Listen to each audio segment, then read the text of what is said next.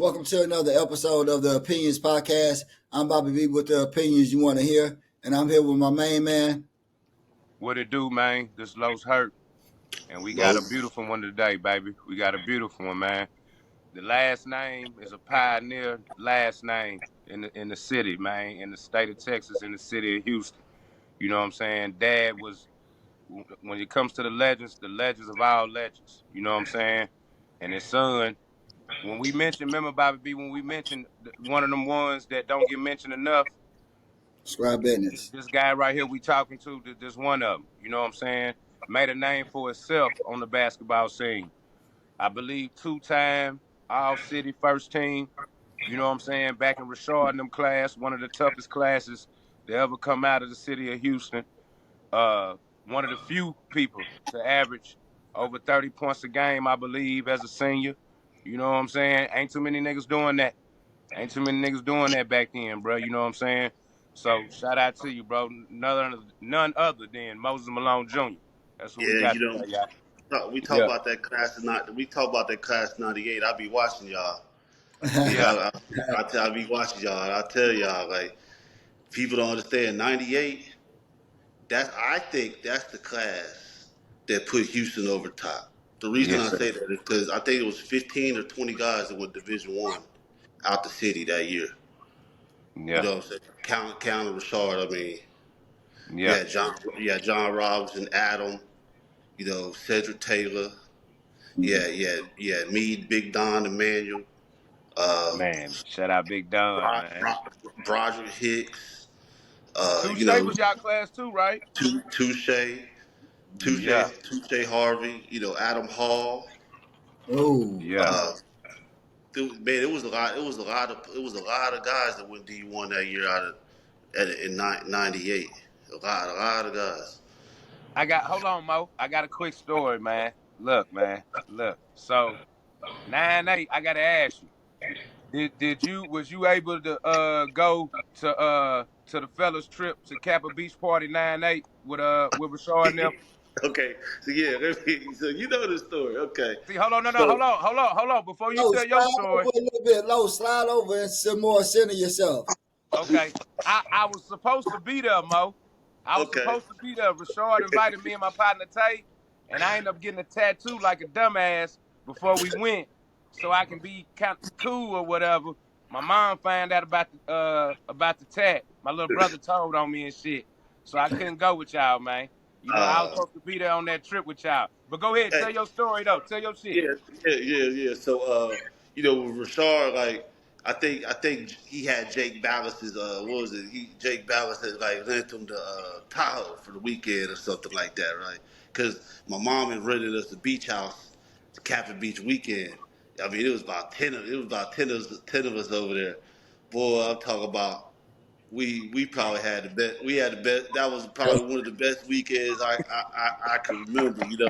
When Rashard was going down he was going down on the beach with his All American jersey on and stuff, man. And it was wild. Because people don't. I know people don't know this, but Alvin Brooks, of course, who's the coach, who was the head coach, and his son. Say, We're all friends. We're all friends with each other, right? So Rashard was going to go to U of H. And the plan was for me, John Robinson, Adam Hall, Big Don, and Rashard. We all were going to go to Houston and try to create our own Houston Fab Five because Houston wasn't good, so we all figured that if we went there, we would start, especially for Coach Brooks. And then I think they made some promises to us that they didn't live up to, and they fired Coach Brooks thinking that they could still keep Rashard because they hired Clyde Drexler, and it didn't go like that. And everybody went to their own schools, and I was the only dummy that stayed. And I only stayed 9 games at U of H because it was that bad. It was that bad, man. You there with G. Gervin Jr.? Yeah, I was there with G. That was Okay. my first year. My first year. I mean, we think we had Kenny Younger, G. Gervin, uh, golly, few. I forget who the William Stringfellow. Those Roy Spears. Tega, I remember Roy. Trevor Crosby, and I mean it was just a weird year because Clyde was Jake Ballas. Clyde was playing the walk-ons, and he wasn't showing up to practice. I'll be honest with you, man. We had three plays. So this is a true story. We went to Cincinnati, right? Now Cincinnati, number one in the nation. They got Kmart at the top of the press, right? We're losing 57-28 at halftime. We didn't have a press break. Clyde told us, get the ball to G Gervin and everybody get the fuck out the way, right? And G was frail. Right. He I didn't even remember. lift the weights. He was real frail. Yeah. Man, he probably had 20 turnovers the first half, right? So we get into the halftime. We get halftime, right? And so Clyde and Reed Geddes was his coach. They go around with a mirror and they say what you got to do. Say what you got to do to get yourself better, or this, some bullshit. So everybody going around the room. They was like, yeah, we need to rebound better. We need to this, just a bunch of bullshit. And Yeah. the Lord's my witness, they got to me. I was probably the second to last guy. They put the mirror in my face. I said, man, get the mirror out of my face. He was like, I looked at Clyde. I was like, man, sometimes it comes down to coaching. Clyde looked at me. He was like, what you think? I said, sometimes it comes down to coaching. And he was like, what you mean? I said, man, how we come to Cincinnati playing these niggas? They know, these niggas going to press the whole game, and we don't got no press break? And he was like, you know what? You might as well stay in your warm-ups the rest of the game. You're not going to play the rest of the game. And I told that nigga, I was like, shit, we down 57-28. I don't want to go back in that motherfucker. And that was my last time. That was my last game. So when we got home, they tried to we got on the plane. They tried to call practice at 1 a.m. So I'll be back 1 a.m. And I was talking to G Gervin. I said, man, fuck U of H, man. I'm gone, man. I ain't doing this shit no more. Shit was bullshit. Yeah. And like a nigga like Chad Hendricks, right? Lefty, 6'6", 6'7", smooth. I remember Chad could Chad. play. Chad could play. And Clyde just ruined I felt like he ruined a lot of guys' college careers on a prideful decision to be a head coach for just because the Rockets didn't want to re-sign him. That's just my opinion. They may force him into retirement. But Chad Hendricks, this is the last one I'll tell you about this. Chad will tell you if you ever talk to him. We played this white boy. We went to Sacramento State. Now the game before that, we played California. We were in San Francisco. We played Okay. California, and that was probably my best game as a freshman there. I had like 18 points and 5 rebounds. I didn't miss. I was like 6 for 6 from the three. I had a good game, right? So after the next game, we played Sacramento State, and they had this white boy. I still remember his name because you gonna remember any nigga that gave you 40, especially a white boy. Yeah, And his for name sure. was Robert Flood, right? Robert Flood was his name. And this white boy had 45, all on Chad, right? So Coach Drexler was just talking shit to Chad the whole time. Like, man, you gave this motherfucker a career game, Chad. This. So we fly back from Sacramento. We get back. Everybody's getting their bags to get on the charter bus, right? And we see this big limo behind us. So we thinking, okay, Clyde ain't gonna ride with us. He's probably riding in the limo, right? So everybody gets on the bus, okay? Clyde waits for everybody to get on the bus, and he said, everybody off the bus, everybody off the bus. And he told Chad, grab your bags, right?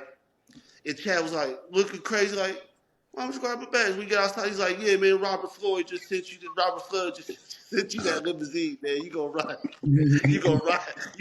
back with them in the limousine. And Chad was mad. He's like, what? He's like, oh yeah, that's cool. But remember, Jordan gave your ass 55 last year in the summer. He said he gave your ass 55. I seen him give you 55. Yeah. Because Clyde had told me, Chad, and G Gervin that he was better than Jordan. One day after practice, we looking at this nigga like, this nigga is crazy. He said, yeah, I'm better than Jordan. Jordan, the only reason Jordan got to be who he was is because he had better media marketing. Man, we look at this nigga like he was crazy. And here, after Chad said that, Chad didn't play the rest of the year. Damn. Chad didn't Man. play the rest of the year because of that.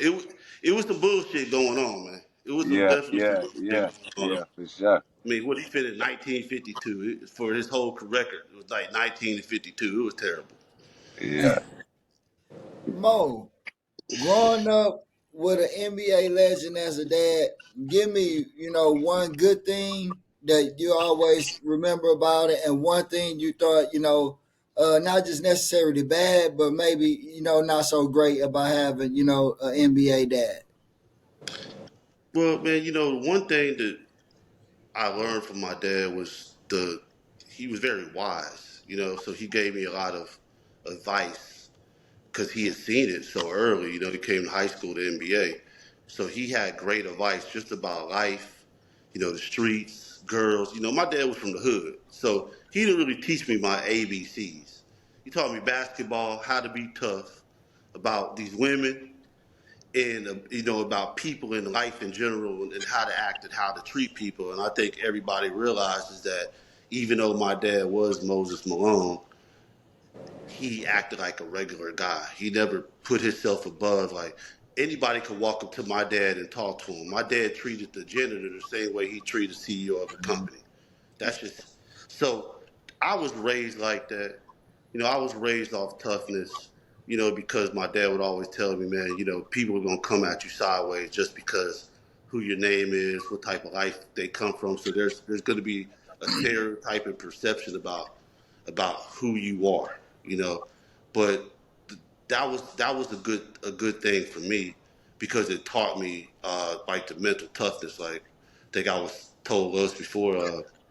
You know, when I was young, my dad used to wake me up every morning when I lived in Philadelphia, and he would take me to Joe Frazier's gym and put boxing gloves on me and make me fight kids from the hood. I never understood why he did it, but that was just his mentality. He was a ghetto. He was a ghetto nigga from poverty.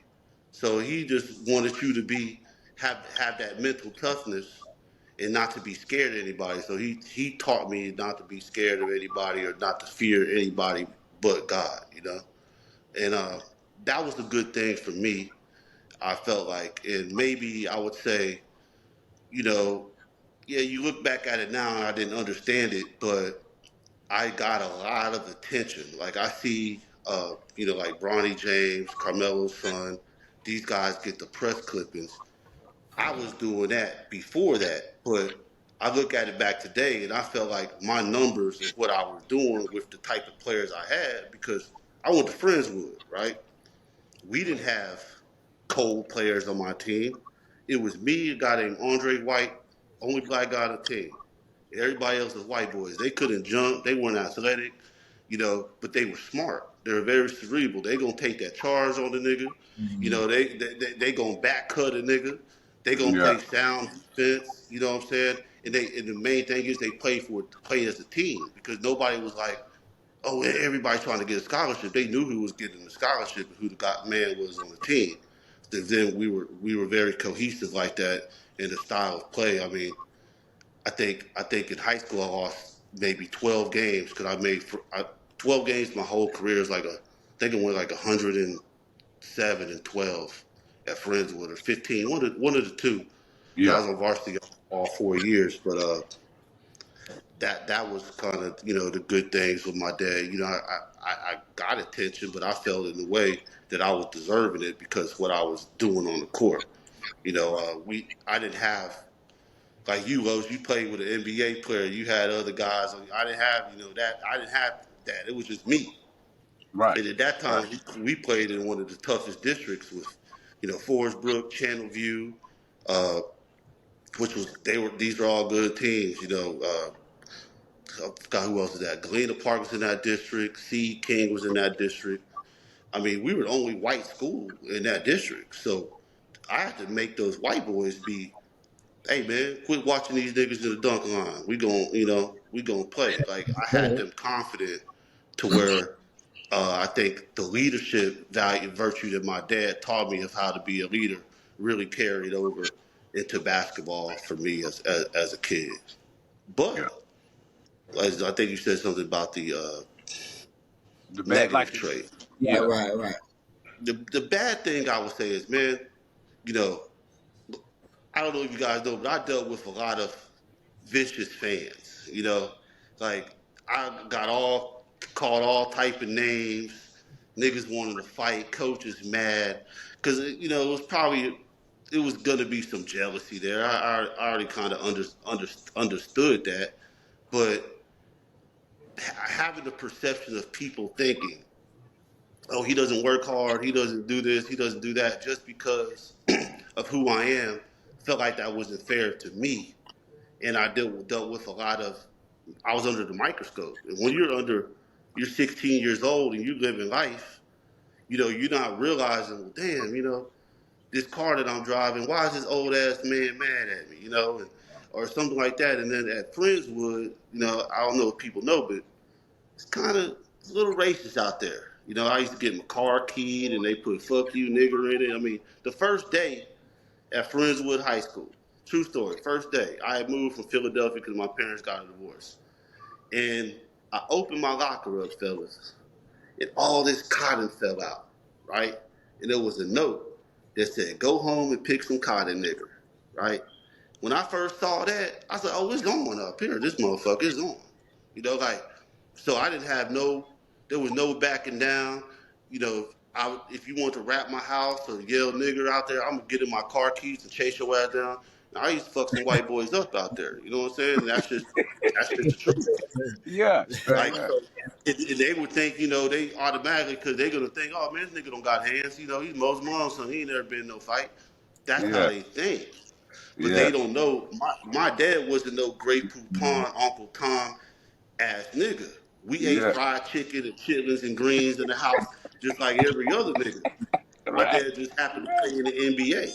right. So, Yeah, yeah. they gonna look how you look, or they think you don't, oh man, he ain't smart, he green or something like that. But I'm very cerebral when it comes to certain things like that because I had a father that taught me both sides of the world. You know what I'm saying? And then I had a mom that was from a blue collar, she's from the country, from Dickinson, Texas. And she taught me how to be an outstanding gentleman and man and always have good grades and respect people. And I wasn't perfect coming up, but I was also a kid, and sometimes it was unfair that I would get. I never. And here's the true story: I never got compared to my peers. Like when we talk basketball, they never compared me to my peers. They always compared me to my dad. I didn't Right. get Mm, judged for, oh man, he's averaging 31 points a game and 12 rebounds, and Friendswood is top in the nation or top in the city or something like that. Because I think the highest rank we ever had was two. We were ranked two in the city for pretty much all year, Right. and people wouldn't respect that. You know what I'm saying? Because they just did it. So it's kind of like we played Wheatley in the playoffs, right? We played Wheatley in the playoffs, and all I was hearing is, "Oh yeah, he can't do that. This fifth ward, this fifth ward, this fifth ward." I was hearing shit all the time. People telling me about that. So it's like, I know I said it in the paper. And I don't know if you remember Jerome Solomon. Y'all remember Jerome Solomon used to do the high school basketball, kind his of like, name ring a bell a little bit. It ring a bell a little bit. yeah, yeah. So I did a story and I told him I was gonna give Wheatley 40, and that's what I did in the playoffs. And we lost to him the first year by like 5 points, and I had like 48 on Wheatley, like 48 points and like 13 rebounds against Wheatley. Then we played him again the next year, and I had 42 and like 10, and we beat him. So to me, that meant everything in the world because I used to hear that, oh, he's all the way out there in Clear Lake. He ain't, they're not playing nobody out there. But we were really a Houston district if you look at the schools that we were playing. We just happened to be at Friendswood. You know what I'm saying? And Yeah. Lois, I still got to get on y'all because I went to this game when you was a freshman and y'all lost to sorry ass Pearland in the playoffs. Man, I was so mad watching them. I hated Pearland. Yeah. I hated Yeah. everything about Pearland, Delvin Brown, Coach Bugler. I hated Pearland because they was right next to us, so we was Yeah. kind of rivals. I was like, I couldn't believe y'all lost to them niggas, man. Oh yeah, I was yeah. so That hurt. I yeah. was Me hurt too. that year. But that was the freshman. I was hurt that year, man. Y'all Yeah. let them sorry ass motherfuckers go to the They was to the sorry as state hell state too, boy. playoff. They were Hey, sorry as hell, weren't they? yeah, Sorry they as was hell. weak. That wasn't my fault though. That was Rashard and them fault. Yeah, he kind of played kind of soft that game. I remember that. I mean, I'm just talking just, shit. I'm just I'm saying. just talking shit. Yeah. Yeah, No, he yeah, was, because Rashard had his days, you know what I'm saying? and that was Yeah. one of the games he didn't. It seemed like he was into the game. I don't know what it was, but Man, I he think just we had an lost off game. 52-50, bro. We only scored 50 Yeah, points that game. Yeah. yeah, them Yeah. motherfuckers. They used to run the clock down. They used to dribble out the clock for a minute and a half before they took a shot. Right. That's what Pearland do. They sit in the zone all game. So they gonna slow you down. But they were a good team, defensive team, Yeah. and they knew how to slow the game down. You know, so Yeah, that weak ass shit. Yeah. yeah. Mo, growing up, who was that one celebrity when you met? It was just like your all time great, like a moment that always lived with you till this day. Michael Jackson. Like a Mm. goddamn. Michael Jackson. Michael Jackson, Sugar Ray Leonard. Sugar Ray Leonard, when I lived in Washington, D.C., he was my next door neighbor. So I was friends with Jarrell Leonard, who was about my age. And then they had Sugar Ray Leonard Jr., who was a little older. And Donnie Simpson lived in the same. You know Donnie Simpson for Video Soul. Y'all remember Yeah. him? Yeah. Yeah. He lived in the same neighborhood. So my experience would be is that DJ Simpson, who's Donnie Simpson's son, he had that show Video Soul they taped out in Washington D.C. somewhere in Washington, and they took me to the studio, and that's when I met Michael Jackson. And I mean, that was my idol growing up. You know what I'm saying? And I met Michael Jackson, and I mean, that was like the highlight of my. I still remember that to this day. You Yeah. know, I didn't met them all. You know, Jordan, even Trump. You know, I met all those people because my dad used to go play golf back in the day, and you know I met a lot of people like that. But yeah, I would have to say more than likely Michael Jackson. And I'm not even very starstruck because I grew up around all those people. You know, like I mean, even like Dr. J. I used to stay at night at his house and be friends with Corey Irvin, R.I.P. Corey Irvin. That was like my best friend coming up as a kid, and you know, his life kind of went a different direction, and you know, I don't know if y'all know that, but they found him in a lake, drowned or something like that. I heard about Maybe, yeah, it was maybe probably 20 years ago. But I mean, that was probably my best experience being able to meet Michael Jackson. He was a big basketball fan too, so he knew exactly who my dad was. You know, I was surprised that he even knew who my dad was. I didn't know, but I had to be about 9, 10 years old. So around that age. Yeah. That's like. Yeah. So transitioning a little bit with this transition. Oh, you got something else, Bobby B? Not really, but I did want to ask one Go question ahead. because I watched the interview with Mo. Mo, playing overseas, what was it that because you ended your career a little early, if I'm not mistaken. Like, what was it about overseas that you just couldn't adapt to? The food, and the time difference. You Yeah. know, Japan. I don't know. You know, Japan is like 20 times different than anywhere else, right? It ain't the same as other countries. You know, it's a little really different. So I was lucky enough to have a military base pass, so I could go on the base and be around Americans and stuff like that. So the adjustments was pretty much the food and the time, and you're alone a lot out there, man. You know, you forget how lonely it is. You know, you only have what I think we had two other teams. I played with John Humphreys. Remember they used to call him the helicopter.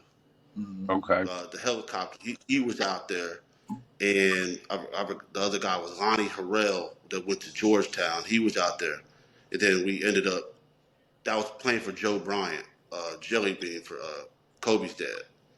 And then after those years, he started coaching the ABA team. When the ABA had lit back up, they had all those players, and they had, you know, he brought all three of us with him pretty much. But I would say the food, the TV, you know what I'm saying? We didn't have internet. Like now, you can just get on your phone and watch Right. whatever you want to watch. Out there, you could then you couldn't do it, you know. Yeah. So Yeah. I would definitely say that. What I want to ask you, Mo, you know what I'm saying? I know you've been around them Fondy days since way back. You know what I mean? Since a kid all the way up to now. tell me what you think the difference is, what you think the pros and cons is, and what didn't happen with from the time frame from when you was a kid to you was playing in it to now. Well, when I was a kid, my dad used to take me up there in the summer, man. You gonna see everybody. Clyde, Hakeem, Otis Birdsong, Robert Reed, Calvin Murphy. My dad, you had guys coming from out of town. This was a hotbed of, for basketball in the summertime. Then kind of when it got to my age, right? You had Rashard playing, Kendrick Perkins, Ansu Cisse, Nick Van Exel, Steve Francis, Katino Mobley, Mike James, Michael Beasley came, J.R. Smith was playing. Then we also had the local Dwayne Rogers that was killing everybody. Then, guys like Big Bang Hank had a team. Then it was fun. It was Right. fun. It was real basketball, and there was a crowd there. The energy was there. It was very Houston. It was very Houston. The culture was alive for basketball at that time, and it was. Golly, you had Herb Baker, Chris Bacon. I mean, these guys, B2. These are all guys that are legends in their own right. Big Dave. These guys are legends in their own right, playing basketball in Houston. Myron. I mean, these guys are legends. If you had to Yeah. respect their game, and everybody had to play. Now, don't get me started on now. Now, a nigga at 24 hours fitness could come play in that motherfucker right now. When they wouldn't even be able to play on that motherfucker, wouldn't Yeah. touch the motherfucker. Yeah. Now, Right. I don't know, I don't know if it's the talent, but I can't say it's the talent because if you look at how many young kids that are from Houston that play in the NBA, they just don't go playing it. Because That's what.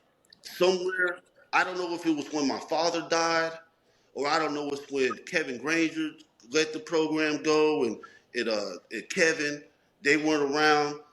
But somewhere in between, it just lost it's just It's lost its aura. It lost glory. the aura. Its Something. Yeah. aura. Yeah. I mean, come on, Rose. You played in there. You all American. These is respectable guys that were respected not just in Houston, but around the country. Now today, you really don't have. I mean, name one good player that plays in the Fondy today. You can't name one good player that actually plays in the Fondy today. Yeah. Well, I haven't been there to check it out. Like you said, the vibes have changed. But just it's just kind of like the nightlife. I think we talked about this a few episodes ago. Um, just if you compare the nightlife back then when y'all were playing at the Fundy, and to now, it's a difference. Like somebody said one time, we'll leave the Fundy, and then go out to a club, have a good scene, like just things of that Kick. nature. It's just not. Yep. Well, if you had the Wednesday game, everybody know where you're going Wednesday, right? Where are we going? We going to the Right. Roxy. Yeah, Going to the yeah, Roxy. yeah, Every hooper was going to the Roxy because we played Monday, Wednesday. Monday night, people kind of hang out outside, do their own thing or whatever. But on Wednesday, it was just different because Houston then, guys were coming here to work out, right? Houston was a place to come to work out. Now, do I think the nightlife kind of changed you know, the aura of Houston basketball? I kind of do because now guys don't want to work out in Houston and come hang out here during the summertime. They going to LA, working out in Miami. They're going to all these other places instead of Houston. From like when my dad was here, if you wanted the best competition, or even when Rashard was here, you wanted the best competition, you came to Houston to play. I mean, you had 15, 20 NBA guys. You come in the gym, especially if you did that 10:30 run at Fondy. If you didn't get there at 10 o'clock, you wasn't going to get on. You wasn't going to get on to be able to play at all. So yeah, the nightlife is trash, man. Let me just be honest with you. I don't even want to be politically correct with these motherfuckers because I'm just gonna keep it real. The nightlife is trash. Like, no dance floor no more. $20 is respected to get in the club. Everything is about a fucking table. You know, who wants to spend $3,000-4,000 to party in their own city?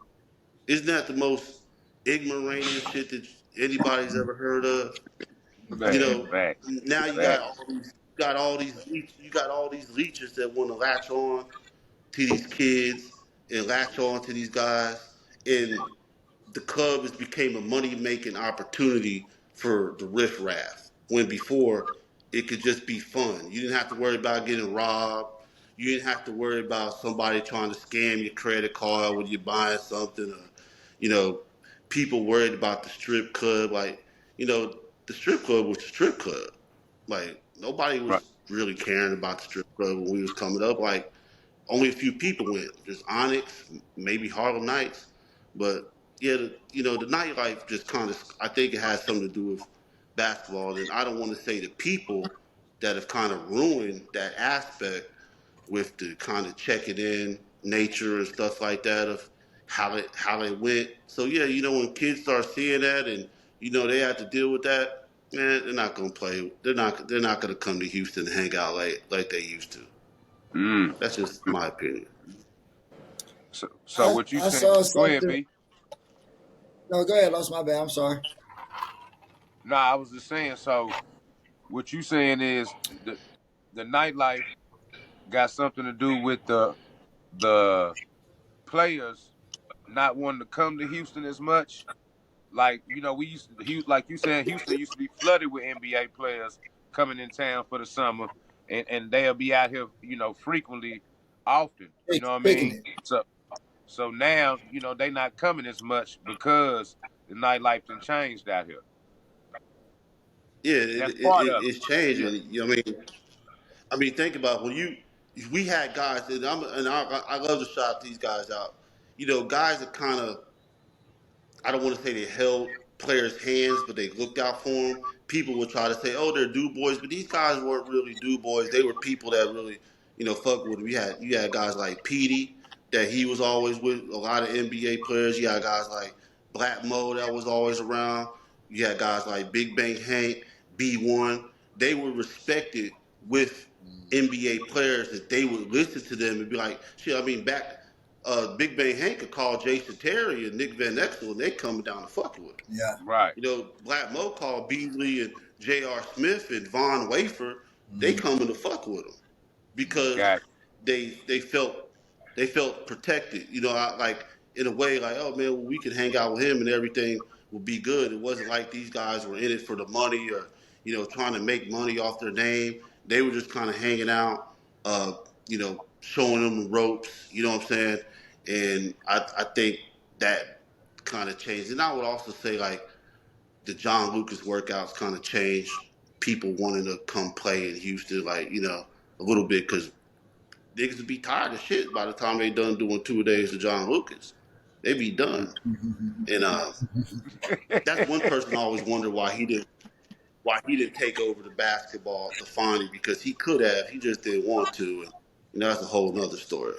But Yeah. see, that's what I was gonna say too. I think with the Fondy, like the leadership, you know what I'm saying, the right people in place to get it back jumping. I think that's all it'll take, honestly.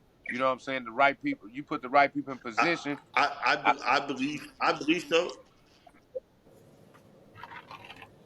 Yeah, I had that opportunity when my father passed, but somebody wanted to be the man instead of taking the back seat.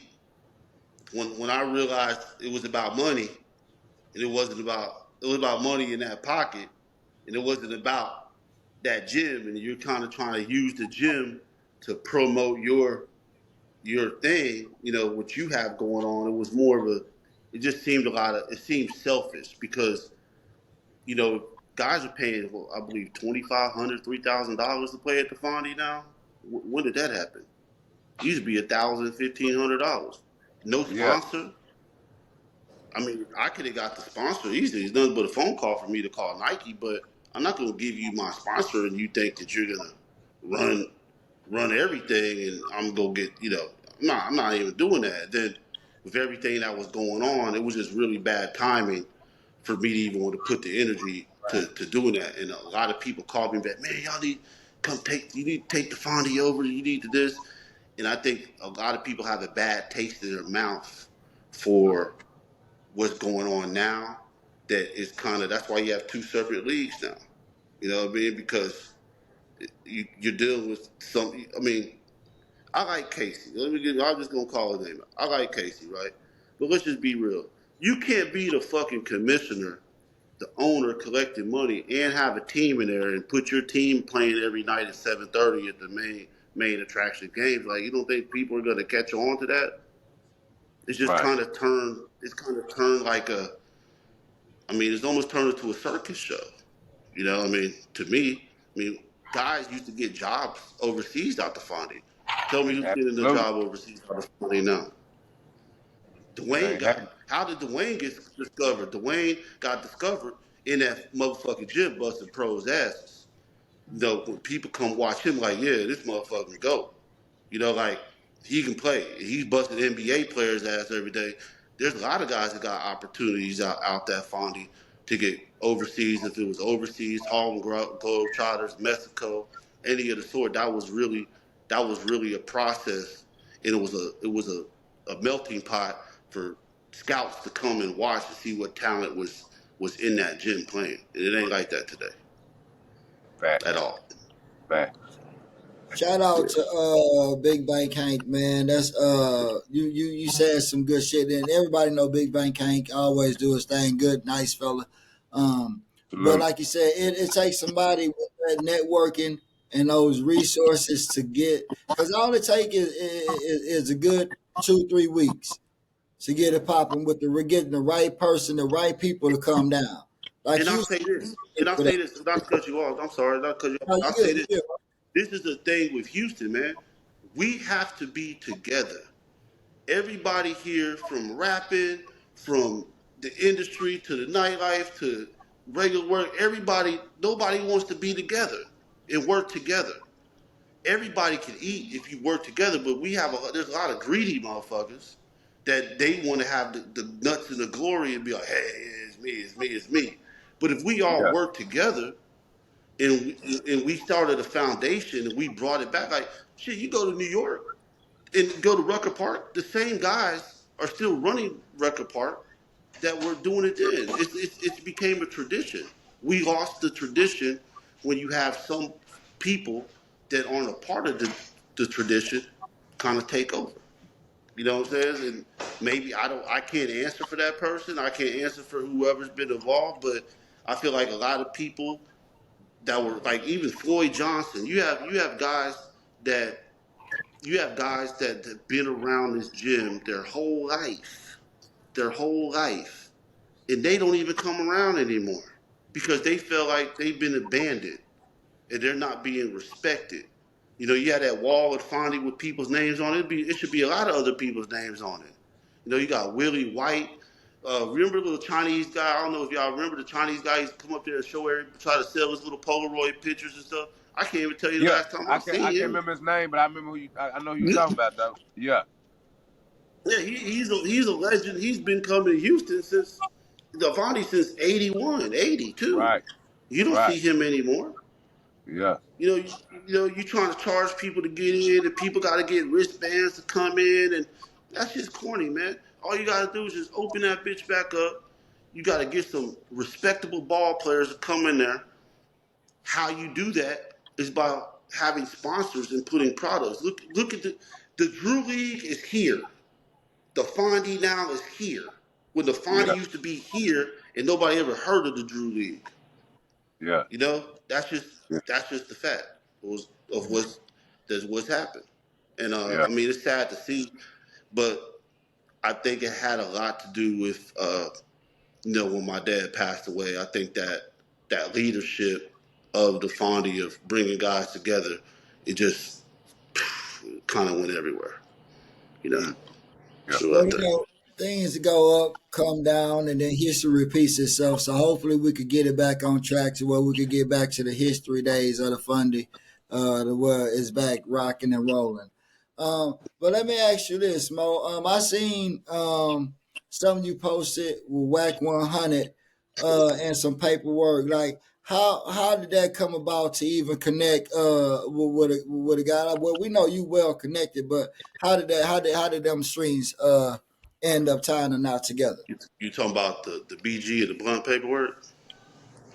Like That, how I got to Whack 100? yeah. Basically, like, yeah, how did you get that connection going? Like, what was the intriguing source for that? Okay, well, kind of like when everything happened, I had moved to LA, So I have a few friends in LA, and I had been holding on to that paperwork since 2017, I would say, right? So I had a friend that said, "Man, give me Whack 100's number." He's like, "What you gonna do?" I was like, "Man, I'm gonna call up and send him this motherfucking paperwork. I need to talk to that nigga." So he gave me his number. Shit, I hit up Whack 100. The first conversation we had, we talked for 3 hours, and I sent him a lot of information. And of course, he ate it up. Because anything in Houston, let me tell y'all about Whack 100. He is a funny guy, right? But you kind of have to watch how you move with him because you got to know his angle, right? So you got to build a respect factor. So the first thing I have to do is lay it down with him. Like, look, I ain't one of these niggas that's on your clubhouse show or YouTube is yelling at you, yelling at everybody, going crazy. You know what I'm saying? This is what it is. And I saw that you were online because what I did, I seen he was online talking about BG, BG potentially being a rat or something of the sort. But I had that paperwork and I sent it to him, and then boom, we got the interview like maybe 2 3 days later. And you saying BG from Cash Money? Yeah, BG for Cash Money. Sweet. What about BG So from Cash basically Money? with that, Hold on now. What about BG from Cash Money? What paperwork with BG? man, Hold up now, not Jizzle. BG. What? Okay. Huh? So look, I'm gonna tell you. So BG got on the stand against the nigga. What? Now here's the crazy part. Yeah, there's a guy named Kentrell Washington, and this is the craziest shit ever because as we've been talking the past 3 4 days. The Kentrell Washington guy came in my DM yesterday and hit me up. Now, who's Kentrell Washington? He's the guy that was in the car that BG and Blunt basically told on. So basically, what happened? This is how the story goes. They got pulled. Basically, they got pulled. They got pulled. They was in New Orleans. They got pulled over, right? They got pulled over because the truck was dirty. It was a stolen truck. So they get pulled over. They pull everybody out the car. Blunt Blunt is telling BG, and Blunt and BG is telling Cantrell to take the case, the gun, and the drugs in the car, right? So he was taking the case. He was gonna take the case. Now this is where it gets tricky. He told me himself, I never agreed to be the fall guy because I wanted to go to trial, right? So what happened is that I guess through the legal proceedings, he was going to take that case to trial because the feds had offered him like 10 to 15 years. And he's like, oh, hell no, I'm not taking that. But the reason they did that is because they knew that was BG's gun and not his. So they try to lay the full maximum down on him. So he was like, no, fuck that. I'm going to take it to trial. But in the meantime, he didn't know this. Blunt, who's from Houston, and BG had went without his knowledge, right? Went down. Blunt got flew in by the feds, first class ticket. They put him in the Hyatt downtown. I'm pretty sure he ate some meals off of it. And then the next morning, they woke up and they took Blunt to the federal court. And he testified in front of a federal grand jury that it was this man's gun and signed a federal affidavit. Him and BG. Okay. So when the guy finds out, he's like, I'm going to trial. His lawyer's like, man, no, you can't take it to trial. He's like, why? He's like, because they're going to hammer you because the other guys flipped on you. And he didn't know. Now, Los and Bobby, y'all think about it. We all niggas, everybody that been around some shit before, you know what I'm saying? If we in the car and I got the plan to be the fall guy, I'm going to call you, Los, be like, hey, man, look, man, y'all still, y'all, I'm going to take that charge, but, I'm going to take this to trial, right? And then y'all two don't tell me that y'all had already went and signed papers and got on the federal grand jury and said that that it was my gun and my drugs, what's that called, bro? That's snitching. Hold That's on, snitching because BG, hold you on didn't talk now. to us about it. BG, BG. hold on. Let me hold on. So listen, you saying the homie? I'm a little confused here. The homie say he gonna take the charge. Yeah, Well, when you taking the charge, that means you taking the rap. So yeah. That's you, if you taking that's the charge, it ain't nothing to snitch on. yeah. You going to jail behind this because it's yours. Or you You saying right. it's yours, and you You snitch right. them on the back end. You're right, but what happened is that when the feds pressed down on him to try to give him 15 years, he said, "Nah, I'm gonna take it to trial." Right? Right, Blunt and BG never told him, "Man, we already went down here and got on the stand against you, and we already signed federal affidavits." So he's finding out in the courtroom, surprised, like, how the fuck I get, I won't take it to trial. Now I can't even take it to trial because these niggas had already signed down on the feds. So he was taking it, but shit, he thought he was gonna get small time. And he says that BG and Blunt were calling him every, hey man, they were in communication and they never told him that they did that. Now it would have been a different story if they said, hey man, you still taking that? And right, he right. said, yeah, it'd be like, all right, well, the feds asked me to come get on the stand and sign these paperwork. So if you still taking that, that's what we're going to do. That didn't happen. So So let me ask y'all this, and it's just my opinion, right? If he agreed to take the charge, okay, they went in there and they said it was his or whatever. If he take it to trial, then that means he got a snitch. Am I tripping? Like if you say this my charge, and then now you saying it ain't, let's take it. What we taking it to trial for? If we it, taking charge, that mean everybody finna tell on everybody. it, If it, they told, if they that's what wouldn't I'm have said saying. this is, and that mean it was just finna be shit. It was finna be some point going on, like goddamn, like a teacher. But Shit, he says, Kentrell Washington says that he was going to take the charge, right? Until right, they offered him 15 years. yeah, Then he didn't, Right, okay? Then he right, didn't want to right. take the charge. no So he was dice, like, I'm gonna go to court. So these guys had already told on him, and now he's man, mad. So what happened is that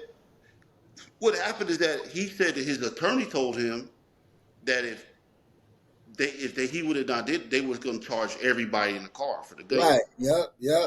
And so instead for them getting off the case, they got down with the feds so they didn't get charged on the gun. Oh, But yeah. here's the thing though, bro. Here's the So I thing. see what you're saying. They were just ahead of him. So instead of them risking to see it, well, they know he gonna tell. If you taking the trial, you saying it ain't yours. Fuck it, you want them taking it. So they was like, well, fuck it, we gonna tell first.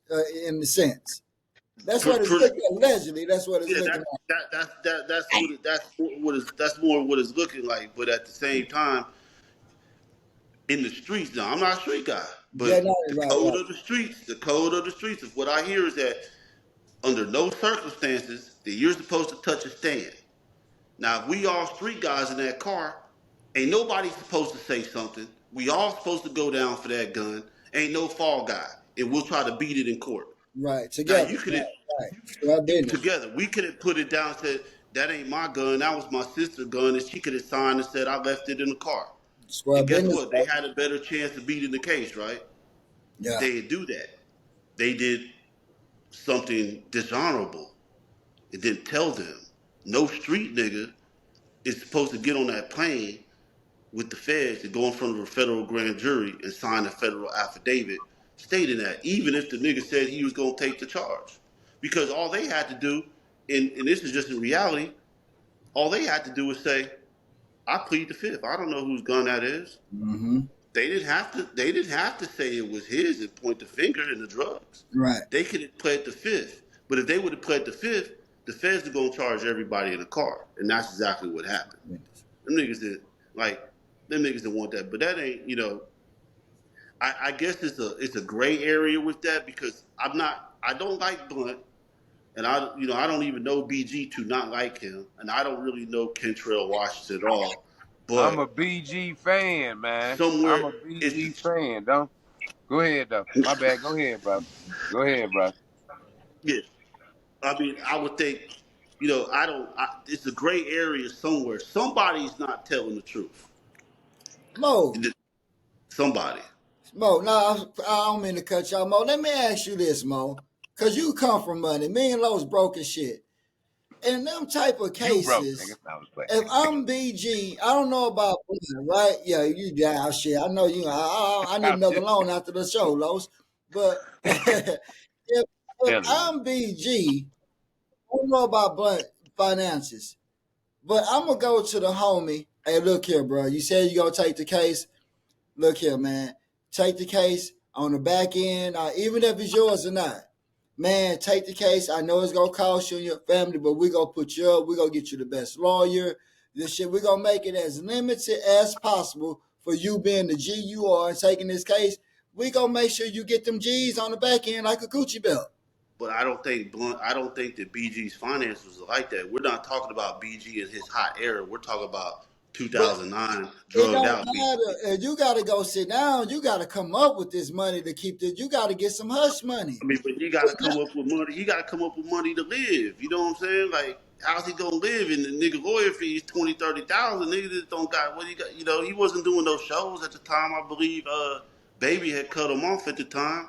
You know, I can't I can't say, oh Do man, you know what that's year for was this, other people to Mo? judge. But to What year me, just was to this get when on this a happened, Mo? Hold on, Los. Can you hear? Can you hear Los Mo? no, I can't right now. I I can't. won't I speak. can't hear you neither, Los. And that's the thing, Bobby.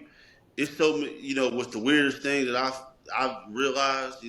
I've never been a part of the streets. I never cared about snitching and who was doing this. I stayed away from that shit until niggas can't fuck with me, right? Right. So, but the thing about it is that the same niggas that you hear screaming is, no, ain't no snitch, ain't no snitch. They be the ones that be telling. You Right, be shot right. because think about it, like we know people like Carlos Hurt. I know your name, right? Y'all know my name. These people in the streets, they going by Little Tech Nine or Johnny Jason or Blowfinger or some crazy name. They never give you their government names. So how are you gonna ever look them up and look their paperwork up Yeah. to know what case? The nigga took a case in Wyoming or something and told on 15 niggas and moved to Houston. You don't know anything about that nigga, right? He just walking around this bitch like everything is all good and he's a whole certified rat. Like it Yep. could just that's just the nature of the beast now. Now guys hang out with they don't care about that rat shit no more, man. Like they act like they do, but like I've told plenty of people for time, that street code only pertains to who is liked and who is not. You know, you look at the 6ix9ine situation, Young Thug, right? Everybody hates 6ix9ine. Oh, he a rat. Da, da, da. But they knew 6ix9ine wasn't with the streets when they picked him up. They dumb for even having that nigga around, right? But then you have somebody about Young Thug who's trying to stand on business like he's just this big street lord. Then boom, it come out he a rat. Then you got people taking, oh no, he's not. Yeah, it is. Like the nigga told the police, hey, y'all, here's my number. Whatever you want to know, I'll tell you and call you. You gave us information. A real street nigga don't talk to the police, man. Niggas tell the police, fuck you, lock me Right, up, or y'all just come investigate me. That's how it's supposed to go, right? right. It Right. ain't went like that lately. It ain't going like shit has changed. But I really think, I mean, shit, niggas was snitches since Sammy the Bull, Nicky Barnes, Frank Lucas, Joe Cicero, Mafia niggas was snitching. So I try to tell people this all the time. If the Mafia is snitching, the Mafia, Yeah, what makes you think a nigga from South Park or the Southwest or a nigga that lives by the Galleria Right. ain't gonna tell when them people come? Come on, man. It's just common sense. You know what I'm saying? It's just common right. sense. Everybody gonna no, but I don't want to sit in jail one day, right? So you hear a nigga talk about, man, he only got 10 years. Only, nigga, I don't want to do 10 hours. Fuck you talking, fuck you Right. talking about? I want to do 10 minutes. So, you Yeah. hear that, and it's just like, I want to say it's more of a mental, like a brainwashing mentality that people Mhm. try on people that they could take advantage of. Now you do have a few niggas that's gonna stand on business, right? But guess what? The niggas that stand on business, they probably doing life, got the death penalty, or they ain't getting out no time soon. And I think now with this era of the world with social media and how things going, everybody wants to be free. Shit, I can snitch on 100 niggas and move to Boston and nobody know me out there and still get pussy and still be out of the clubs and I can just nobody knows my name, right? You just start a whole new life. That's the crazy part. It's a lot of stiff guys that know. And I'm not. Let me say this: I'm not no street guy. Shit, I'm not getting off the curb unless somebody push me, and I'm getting right back up there. Shit, before a car comes. Right? But Yeah. it's some really solid guys that never snitch. And this is kind of what we talk about. Like, I don't be surprised when you hear the snitching shit. You know what I'm saying? Just like what Charleston White be going on and say, you said the same thing. It's selective on who they just want to highlight as a snitch or who they want to embarrass. But most people go snitch outside of keeping it solid. But That's why snitching let, is such a big topic. You know what I'm saying? So I'm not surprised. I don't live that lifestyle. But to all that try to glorify it and all this, that shit is watered down. well, Because let me ask y'all this about Bobby, about a guy like Charleston White, right? Who has Charleston White ever put in jail? hey, Like don't he talks all this shit. He talks a lot of shit, but who could he have credit for? And be like, yeah, I gave a nigga 35 years, I right? be telling Los that shit, but Los don't want to hear me. Los want to fight Charleston White. I told him Charleston go whoop his ass with that mace, all that good shit. Los Hey, over hey, Lowe's go pop Charleston White eye out, man. He go pop his eye out, man. You know he got a funny eye. He go pop his eye out, man. But I Yeah. be telling us I'm the on it same on shit. Lowe's. The man is just he's creating a buzz to get some messages across. But here, I don't think he's no active snitch. It's more guys living the street life that's snitching. You know what I'm saying? They're putting people in jail and giving more time to him. So nobody, Mo, to answer your question, I don't think nobody. He said when he was a kid, he got into some little shit. Um, but Mo, I want to ask you this: you got into a situation at a nightclub some years back. Did anybody ever hit you on the back end like, "Hey, look out, man! I know this was happened. It shouldn't have happened. I know you're upset. I know it ain't no such thing as no hush money, but man, I apologize that we could keep this between us.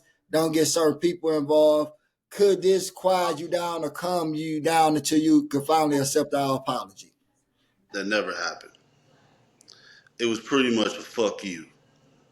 You know, it was pretty much a fuck you, and I think that's kind of the thing that bothered me because you know, regardless of what was said or quote unquote said on the Facebook post, and I don't know if people are kind of familiar with this story, but it didn't have to go that route, man. You know, that could have all been avoided. It could have been one conversation. But yeah, I have plenty of people call me.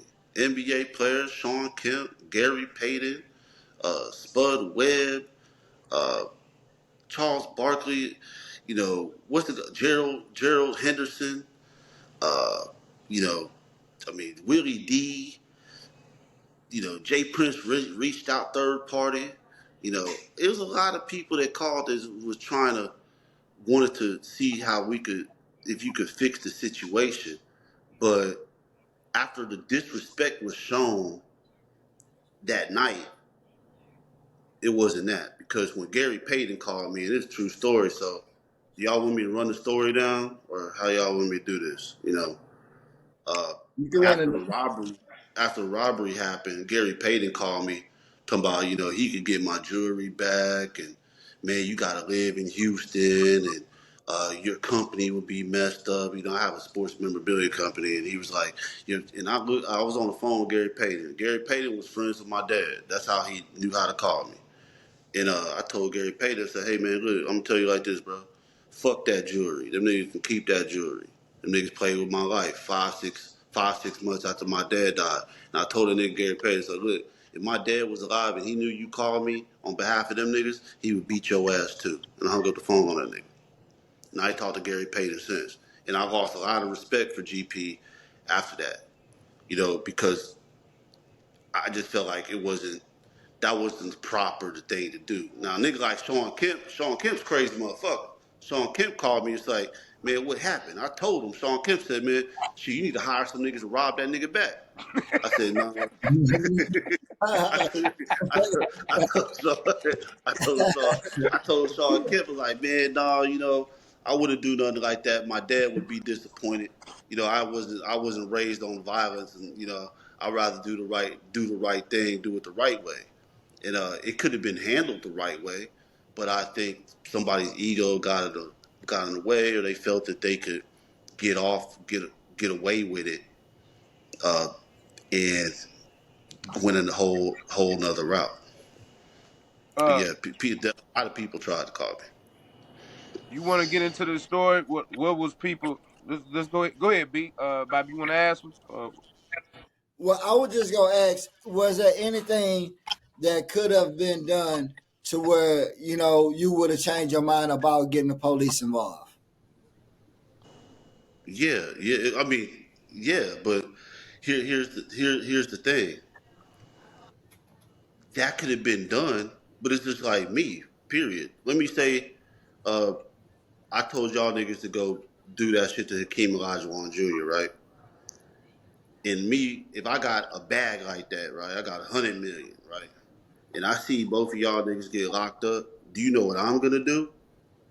I'm gonna have somebody pull up at Hakeem Olajuwon Jr.'s house, and I'm gonna have two duffel bags with about 1.5 million in it a piece, right? And I'm gonna say, "Hey man, here's one bag. This is don't call the police. Don't show up to court. Don't testify.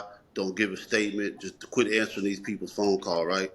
And if Akeem Olajuwon Jr. looks like, what's this? 1.5? Oh no, I would have had another nigga come bring another bag, and then that would have been three. And I would have told Akeem Olajuwon, look, motherfucker, you either gonna take this shit or we gonna fight it out, right? And guess Yeah, and guess yeah, and guess what Akeem Olajuwon Jr. would have probably done. yeah. Took the money. Right, And guess what would happen? Nobody be in jail. right. But to me, when it got to a certain level of disrespect, wasn't the money was out the situation, the equation. It was the respect factor. The respect of somebody to think that they could come to somewhere I've been my whole life and my dad has been my whole life and try to tarnish my name, spit on his legacy in his grave, how I felt that I'm going the right route, dragging it out. If motherfuckers want to take this 12 rounds, I've been fully prepared to take this 12 rounds. We go 12 rounds. But right now, this is looking like a Floyd Mayweather fight. Yeah, it might go the distance, but it niggas is getting punished round by round. You know Mm. what I'm saying? They've never had the win in this, but that's the perception that they create with when you have a powerful name. Somebody like James Harden has his name out there. He's a big name. He's thinking to himself, "Oh man, my money can make this go away, right? Or I could do certain things to make shit go away, and man, fuck him."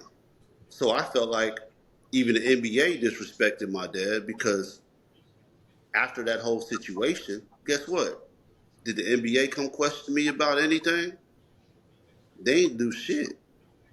They never came. NBA security never came and questioned me one time. One time. Mm. Nobody from the NBA came and questioned me. Matter of fact, the NBA has tried to help cover this up. From Daryl Morey to Steve, I believe his name is Steve Patterson, the CEO that was with the Rockets. From Adam Silver. I believe they know about this, but this is just probably something that's a little bit too looks really bad. I mean, you got to think if James Harden gets indicted or if anything comes out of this, this will be the biggest story since O.J. Simpson. This will be because the names that are involved in the conspiracies around it and the cover-ups and the negligence by the NBA, the Houston Rockets, the Philadelphia 76ers. They never did their homework on this. They went with somebody's word that's lying. And I think Los, we can get back to the story, but you know, there's a lot of lies going on. If y'all look at my social media page, the paperwork's on there. There's a whole lot of lies going on from A to Z, Man, right? And you would think, hmm? nah, I'm just saying what you just said was so deep though, man. Hold on now. You saying I understand why. I understand why the NBA would try to cover this up because this would be a bad look on the NBA. But for them to not reach out to you on the back channels and try to get this right and make amends, that's baffling to me.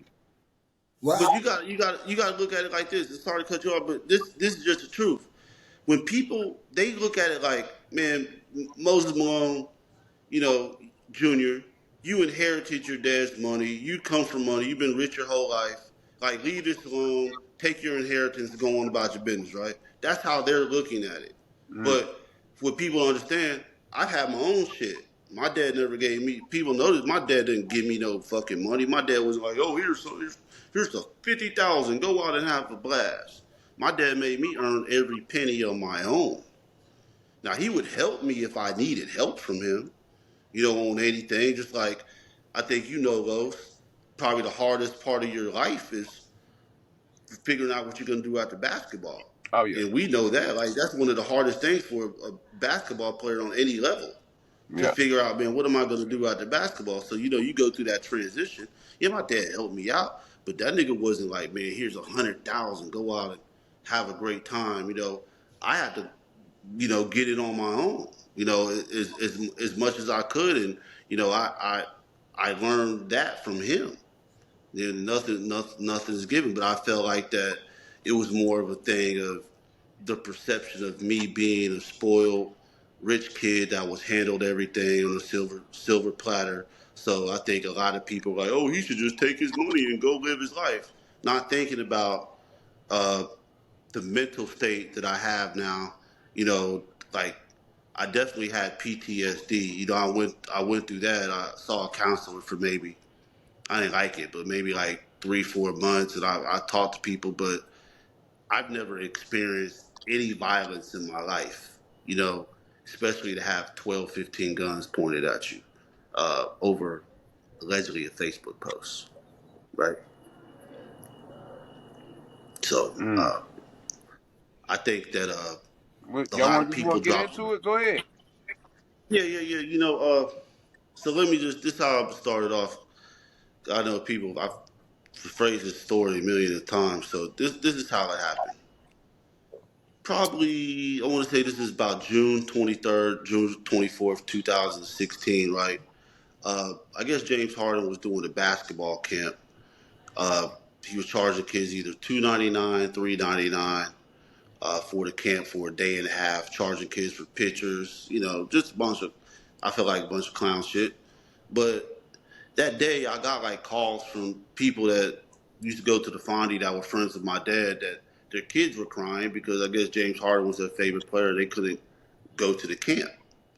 So after about the third call, I finally looked like, damn, this nigga went to the Woodlands to do a camp. Like I'm thinking to myself, and Los, every star that's came to Houston has went through that Fondy to do a camp for the inner city kids for free. Right. Your sponsorships could pay for that to run the camp. You don't have to make money off it. You can make money off the sponsorship. So I put a post up and I said, damn, James Harden's charging $2.99 for a basketball camp. He's eliminating the inner city youth.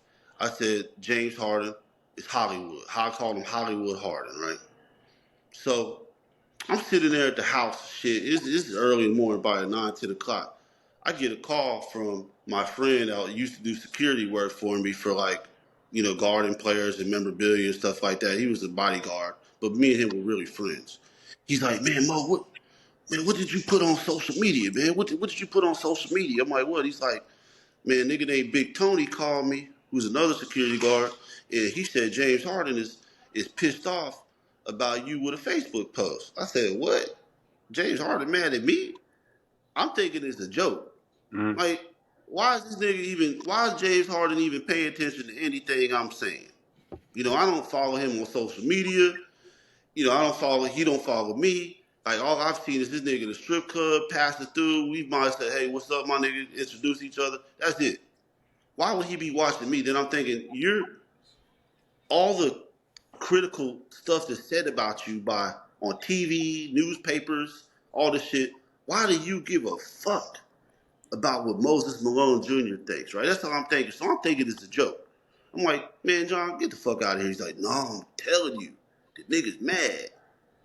You posted Big Tony, who was James' bodyguard, asked me to take that post down, and he told me for you to stay safe because he doesn't know what the nigga wants to do. I was like, huh? Like, oh, he wants to like stay safe. What are you talking about? He's like, man, I'm just telling you, man. Man, Mo, just take the post down. So I go take the post down, right? Then about 30 minutes later, I get a text from a girl named Molo. I call her Miss Madam Molo. She's a big rhinoceros, fathead, piece of shit motherfucker, right? She texts me and she says, well, she wasn't her. It says, hey, fuck boy, you on social media talking shit. I'm gonna pull up and see what you talk about, nigga, and see what you gonna do, fuck boy. So I'm like reading it, and then 5 minutes later, another text comes from this is from Movo's phone, and it says, "You know who that is," basically referring, saying that the person that sent me the text message was James Harden. So I text her back like, "Am I supposed to be scared of James Harden?" I said, "Do something for the inner youth." That's what I said. And then me and her start texting back. It got to the point where she was like, I want to sit both of y'all down and maybe we could come up to do something together with the city and all this other stuff. And I basically said, well, Mogo, I'm sorry that I put that up there, but people in the Houston don't know that he's doing all this stuff that you're saying. Like people are crying because their kids are able to go to camp. I'm thinking it's over with. All right. Days go on. But then later on that night, Thursday night, DJ Eric, who was the DJ at V Live, he sends me a text message, right? Man, what you doing tonight? Man, come out with us, man. I got girls, I got drink, alcohol. And I ain't no street nigga, but my dad did give me I got pretty good street sense, right? DJ Eric, me and you have never hung out. I've never had drinks with you. I definitely don't need no bitches from you, my nigga. Okay? Why are you texting me asking me to come out? So I responded to the nigga and said, y'all might be out, but I'll be well prepared. Just let that nigga know. I'm kind of thinking y'all niggas is on some shit, but I'm gonna let you know I'm good. So that night, my boy Big John, I was so mad that night. Let me tell you, I was so mad that DJ Eric tried that. I was literally wanting to go to V Live to see what these niggas was on. So I was like, Big John, my boy John's like, nah, man, just chill. I was like, all right, I'm gonna chill tonight. I'm gonna chill. So he calls me the next day. He's like, yeah, Mo, DJ Eric said everything's good, everything's straight, man. You and James or and Molo, y'all just had a little disagreement that you all good. So I'm like, all right, so I'm thinking everything's good, right? But then y'all know Big Herb Baker, okay? Yep. Now Shout Herb, people don't know this because I've really never told this side of the story because I haven't had time. But Herb and a guy named Rob Amy, Big Rob, are friends with James Harden's sister's husband, a nigga named James Lennox. Okay? So James Lennox calls Herb and was like, hey man, I don't know what your boy said on social media, man, but I'm gonna try to work that shit out and talk to James about it and see if we could, man, these niggas can sit down, smoke a blunt or something, and everything will be fine. So Herb tells me what he says. So I'm not thinking anything of it. Then he calls Herb back. It says, man, I don't know what bro was on. He said he's tripping. He told me, man, fuck you, nigga, fuck that nigga. My money goes forever, and it sounds like you sleeping with the enemy. So the nigga's like, I'm just gonna let it go. This is James Harden telling James Lennox that. The message comes back to me. Boom.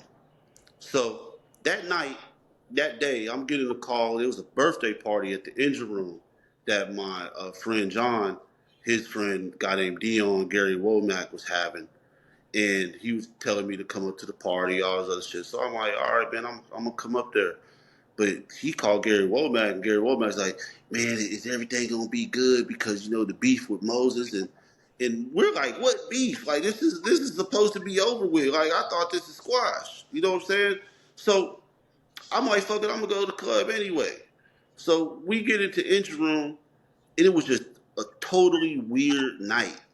Like niggas kept coming up to me, man, where you going tonight afterwards? Where y'all going tonight afterwards? And I'm like, I'm thinking to myself, I'm not thinking, but I'm just like, I was so in tune. I didn't drink no alcohol that night. I ain't smoked nothing that night. I was in the club chilling, right? So the club's over. By the time we get outside, the same guy, Gary Womack, comes to me and says, "Man, where y'all going tonight?" Again, it's probably like six, seven times.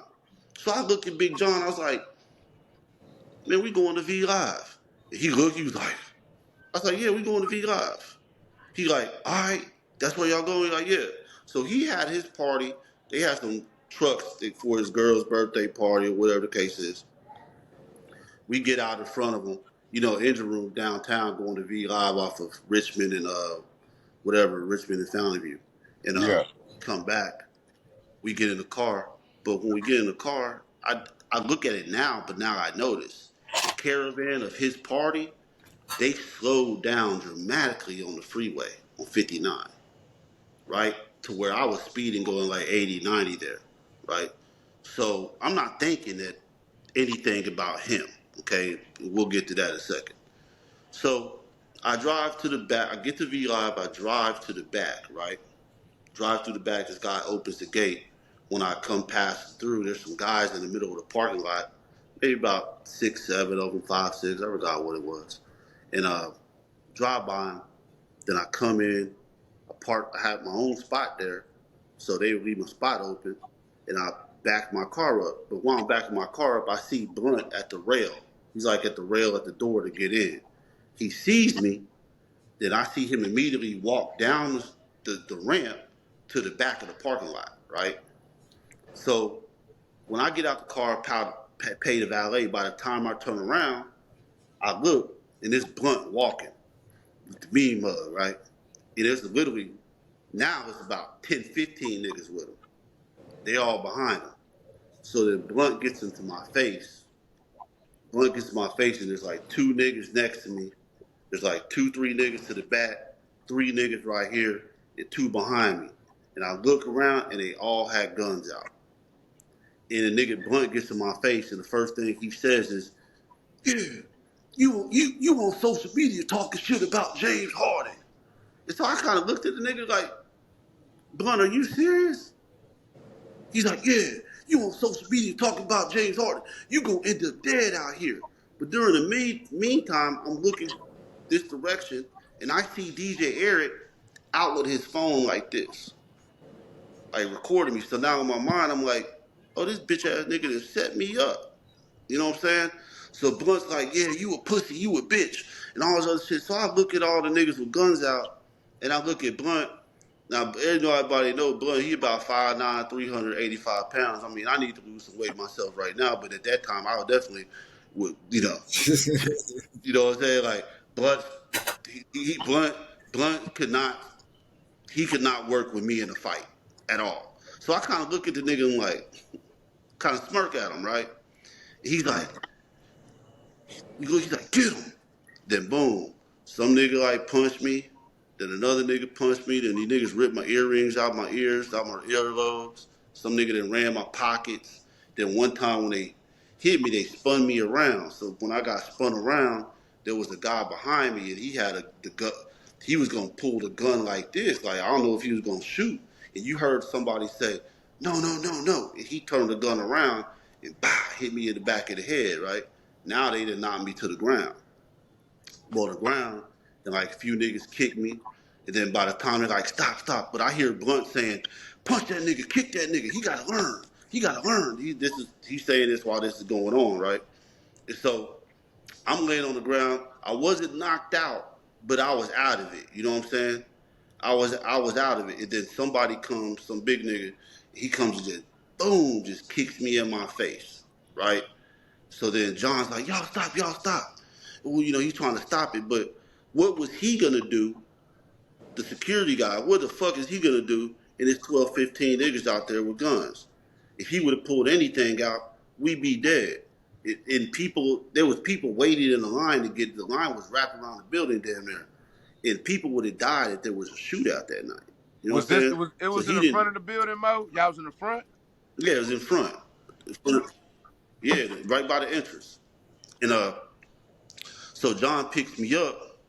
I'm standing up or whatever, and I hear this one little nigga walks by, and I ain't gonna say his name on here, but he like walks by me, and he's like, I want. He had my jewelry in his hand. He's like, yeah, if you want your jewelry back, I want $5,000. And then Blunt's walking back into the club talking a bunch of shit. Yeah, get this nigga up off my property. This is my club. This is my club. Like acting like it's his club. You know, all this shit. Niggas go back in. So they took my keys and my phone and my credit cards getting ran in my pockets. So I'm telling Big John, he's like, man, just go home, man. We'll talk. Just go home. So I was actually, my mind was like, yeah, I'm gonna go home. I was gonna go home because I didn't know what to think, right? But then I said, man, my keys. I don't have my keys. Like, how the fuck am I gonna go home? I have no keys. I'm stuck here. I ain't about to walk. So 5 minutes later, a security guard walks out the back of V Live, the side door. He comes and brings me my keys, and my ID and credit card, but they kept my phone. Now you know why they kept the phone, right? Because of those messages that were in the phone with James Harden, Molo, and DJ Eric. So they kept the phone. So I have my shit, and I'm thinking to myself, I'm like, man, what the fuck am I gonna do? You know, like I'm really thinking, like, what am I gonna do? Am I just gonna go home? You know, I don't know. This is what I'm thinking. So I tell John, I was like, man, give me your phone and go inside and follow them niggas, right? And come back in like 10 minutes. He's like, man, what you about to do? What you about to do? I said, I'm gonna shut this motherfucker down. Those were my exact words. I'm gonna shut it down. So he goes back in the building, and I go up to the security guards at the front door, and I tell them, I say, hey man, y'all better go inside and get my shit. And one of the bouncers looked at me and said, D Live gonna open with or without you. So I was like, oh, for real, bet. You know, I walked with them. Okay, bet. We gonna see how long it's gonna be open. So when I had the phone, they didn't realize that my iCloud, I have knew my iCloud, so my iCloud was still connected to my phone. So when they took the phone, I still had my contacts. So I changed my iCloud over, and I called somebody that's up in a higher social ladder in Houston. They said, Moses, call 911, and I'm gonna make sure that every car in that area comes there immediately. So I was like, all right. So I called 911. By that time, John comes back out. He's like, man, you know what DJ Eric just said? I said, what? He said, he got on the microphone in front of everybody and said, there's a green light on Moses Malone's life from here to the Beltway. And he said that all the niggas that robbed you, they're in the section with James Harden right now. They all high-fiving and having a gangster party. Like everything is good. So I'm like, oh, okay. Okay. Yeah. So now I'm mad. Because I'm like, oh, yeah, DJ Eric. Because if DJ Eric would have not said that on the microphone, though, I might have just went home.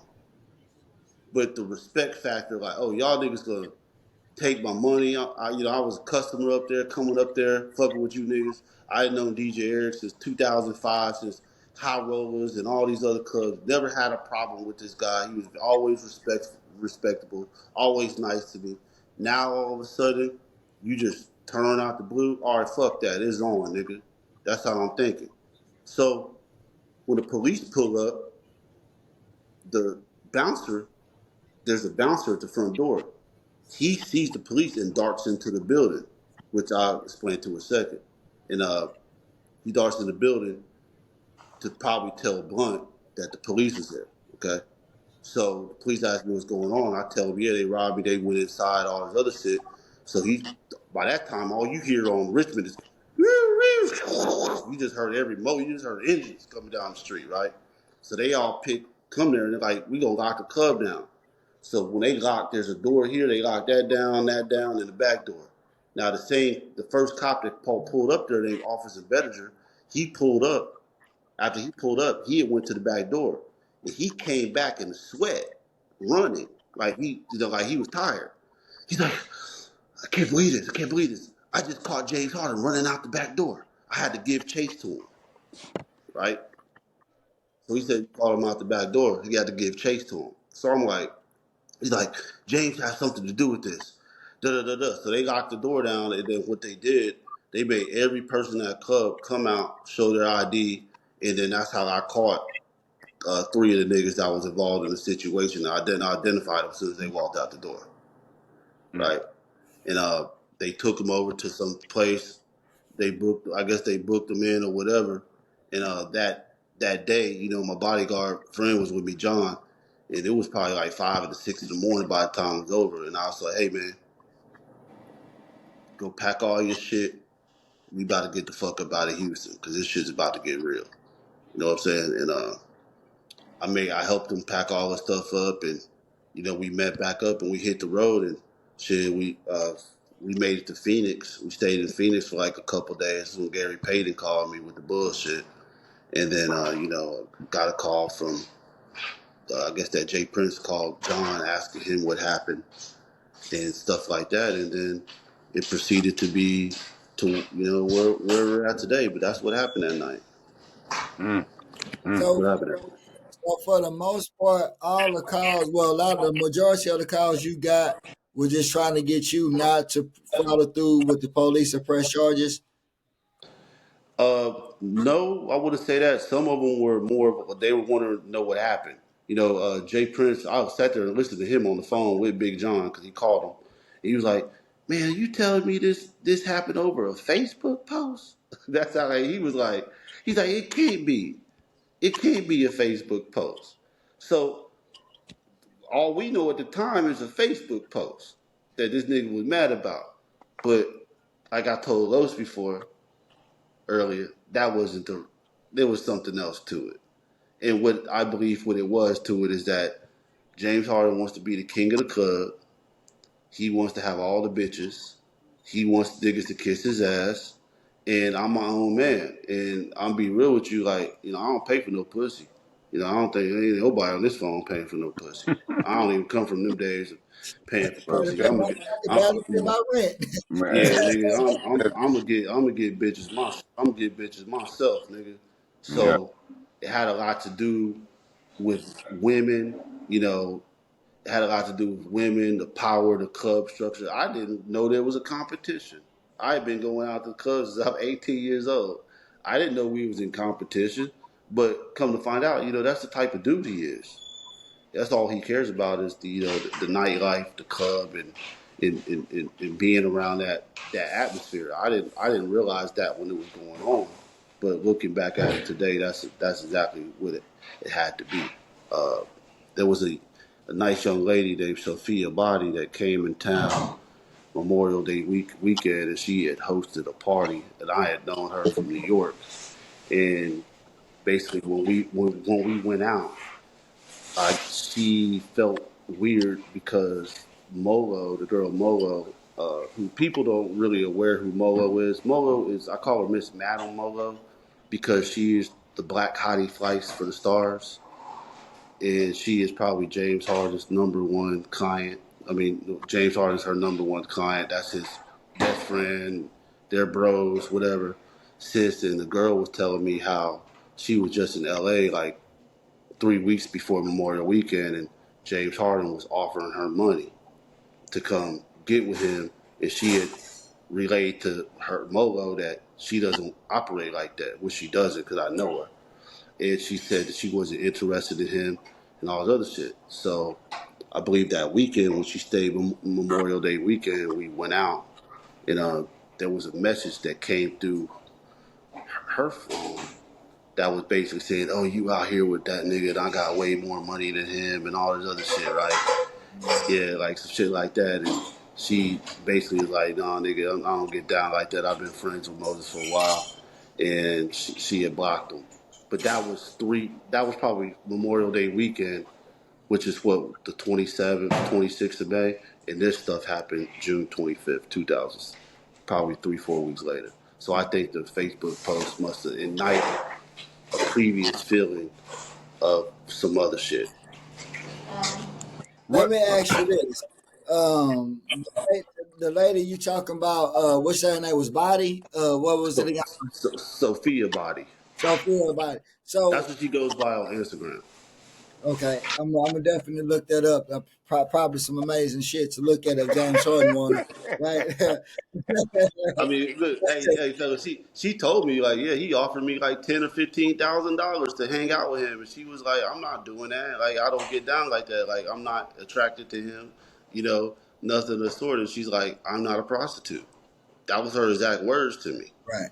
and I know that she's not. You know what I'm saying? So if maybe he was mad at that, I don't know. But I also feel like there was, which sounds weird to people because me, if somebody came to me and said, and I'm making $50 million a year, and somebody came to me and said Hakeem Olajuwon Jr. was talking shit to me on talking about me on Facebook, I would laugh at you. Be like, man, fuck Hakeem Olajuwon's son. I'm Well, telling I'm in the league. I don't give a damn what he's talking about. Like I would just brush that off. But see, when you inundate yourself into that lifestyle and dealing with those type of people, you become one of them. So then you bring yourself down to the level of that because you're friends with those type of people. Those are You're friends with gangsters. You're friends with prostitutes. You're friends with people of that level. So you have to realize that somebody, he doesn't think of his confidence as a man. You could be a basketball player and make all the money in the world. I had a dad that played in the NBA for 22 years, right? And he wasn't. He had insecurities, right? These people are human, just like us. They're every day. They're humans, just like us. They have insecurities. Just because you have a boatload of money or you make a bunch of money does not make you a secure person. And I think the people on the outside they don't realize that because they just think, oh, you're living this life or not. But I mean, look at it every day. Me and you talk about it. I mean, if you have $50 million, right, you can be like, oh, this girl's acting crazy, man. Next chick, man, get rid of her, right? But you have guys beating these women and stalking them and all type of stuff. That's the insecurity issue. Because right. if I had $50 million, I'm not stalking nobody, beating, putting hands on nobody. Oh, you want to act up? Next. That's just my mentality. But for some people, they don't have that mentality. And I think, Los, you know that you were a high school superstar. There's guys that were not getting girls when they were in high school and college. Then all of a sudden they get to the NBA, they get a little power, then they get a little you know, they get a little girls talking to them. They're not used to that. You know what I'm saying? So it kind of affects their thinking because they pretty much just got off the porch. You know what I'm Hey, saying? And James that's James just the old real. ugly And we ass see nigga lames like back in that every day. hindsight. James old ugly ass nigga. Hey, hey, Well, you can tell you he wasn't no still is. player. He still is. You He can tell still you is wasn't no ugly. player. He Boy, hiding behind. Dennis. No, No, my bad. Go ahead, Mo. Go he ahead. hiding behind it. He hiding behind that beard. I said he hiding behind that beard. Yeah, Well, yeah. He your boy Munchie, the one you did the show with, he said some real shit. Just because you got money don't make you no player, man. Man, You swear know what I'm no. business, man. saying? It can make you it can make you pay for some player shit, but they don't make you a player. Mo, I want to ask you this. With Sophia, like you said, that was just a friend, supportive friend. Through everything that's been going on, like where has she stood with you? She still that supportive friend? Did she just kind of stare away, which is too much for her? Yeah, it was too much for her. I cut off contact from her because I just felt like that was the best thing to do. You know what I'm saying? Because at the end of the day, you don't. It's not that she did anything wrong or anything of the sort, but it's just like you get to the point where you don't trust too many people. You get it, and after that, I think that she got scared because a higher authority came to ask some questions. Right. You know, because you have a situation where you might have some sex trafficking involved, right? I mean, you might have some transportation of prostitution going on, right? You might have a lot of that. That might come to to the meat of everything. Because me and you both know you just can't be going through a third party and having girls paying for a service, right? Mm.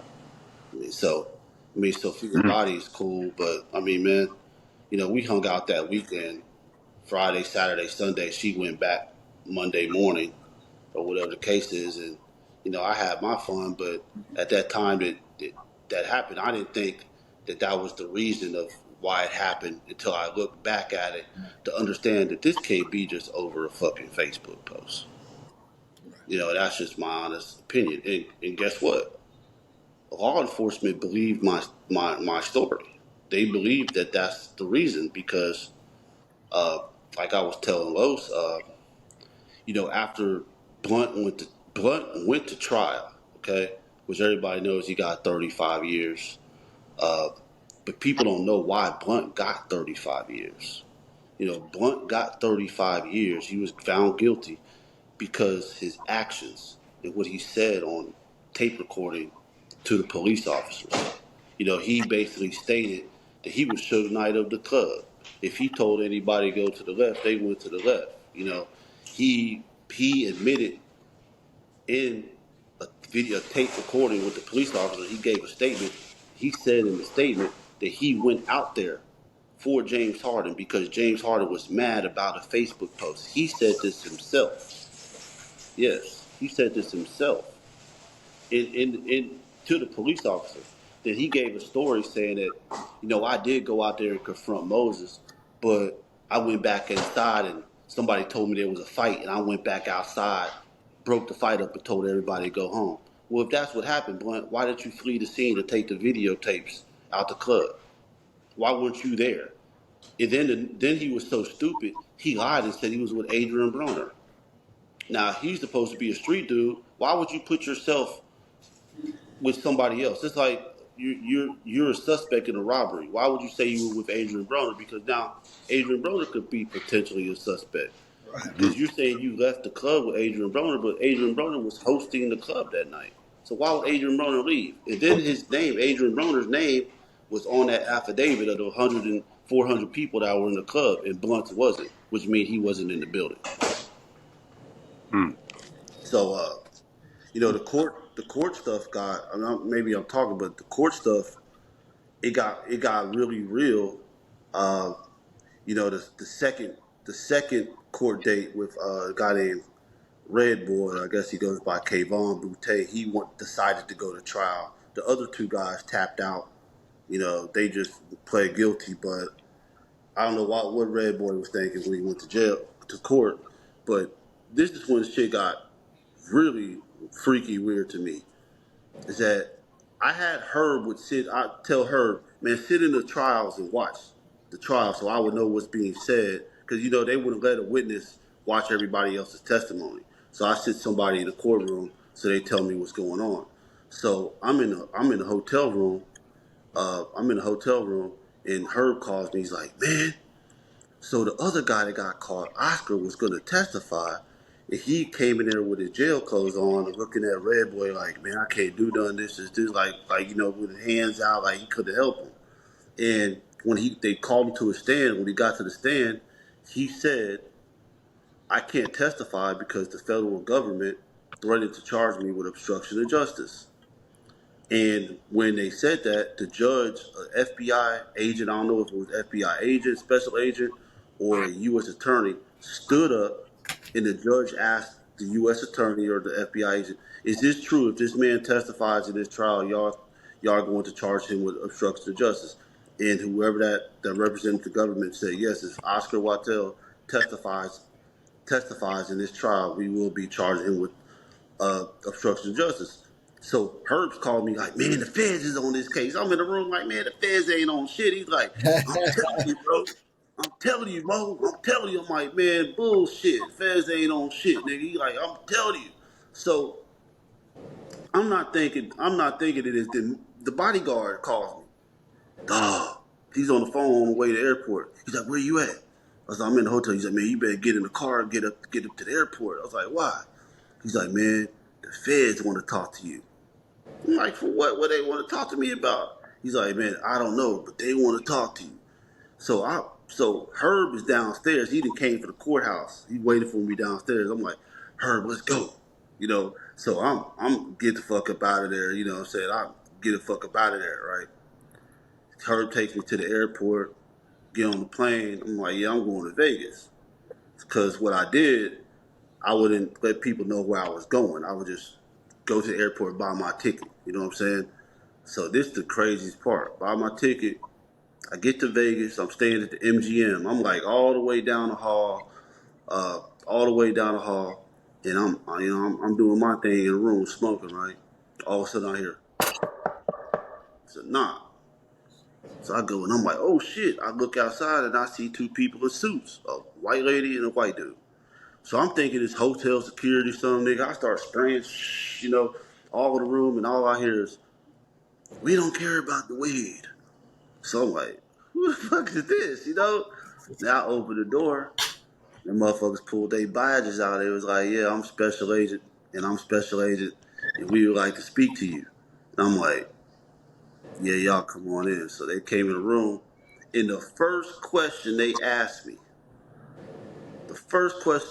was, why did this really happen? Because we know it didn't happen just over a Facebook post. Boom, there you go. I just explained that to y'all. So then they're asking me about what happened that night. I told them about what happened. They're asking me about James Harden's relationship with Molo, DJ Eric. Then that was the topic. Then they start pulling out pictures and start showing me pictures of people and asking me about people. Now, some of the people they were asking me about, Houston knows who they are, okay? And I was very upfront with them, and I told them, now look, these people that y'all are showing me this of, they've never done anything to me. I don't know those people. And if I did know anything about them, I still wouldn't tell you because to me, that's snitching. Because they haven't harmed me in any way.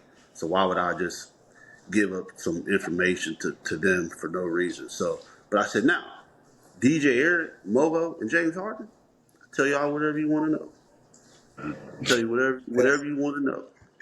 You know what I'm saying? Them three, I tell you about them, but all the other people, I don't know nothing about that. So Right. they was in there we was in there about 3-4 hours, and they left, and you know, it's been a long ride ever since then. Like it's just got really deep. It's got a lot of twists and turns in this, and it's got crazy, you know. Mo, you seen some paperwork, and like you said, the federal agents pulled up to you about James Harden. In your opinion, like we don't know what they talked about, this or that. We don't know what all you said happened. But let me ask you this: after speaking with them and knowing a little bit about their investigation, in your heart, do you believe that James Harden is looking to do some jail time anytime in the near future, late future? Is this something you think that he's really is all allegedly and he haven't committed anything that Hey could put man, him on bar? faux, faux. You know what that means? Y'all know what faux is? What's Y'all that? know about that? Yeah, Y'all know about faux? lace me up. My dad predicted and said that they were gonna sweep their way. Sixers in '83 was gonna sweep their way all the way to the playoffs of the championship. It's one of the biggest sports pre-predictions in history. Oh, And I'm gonna give you the history.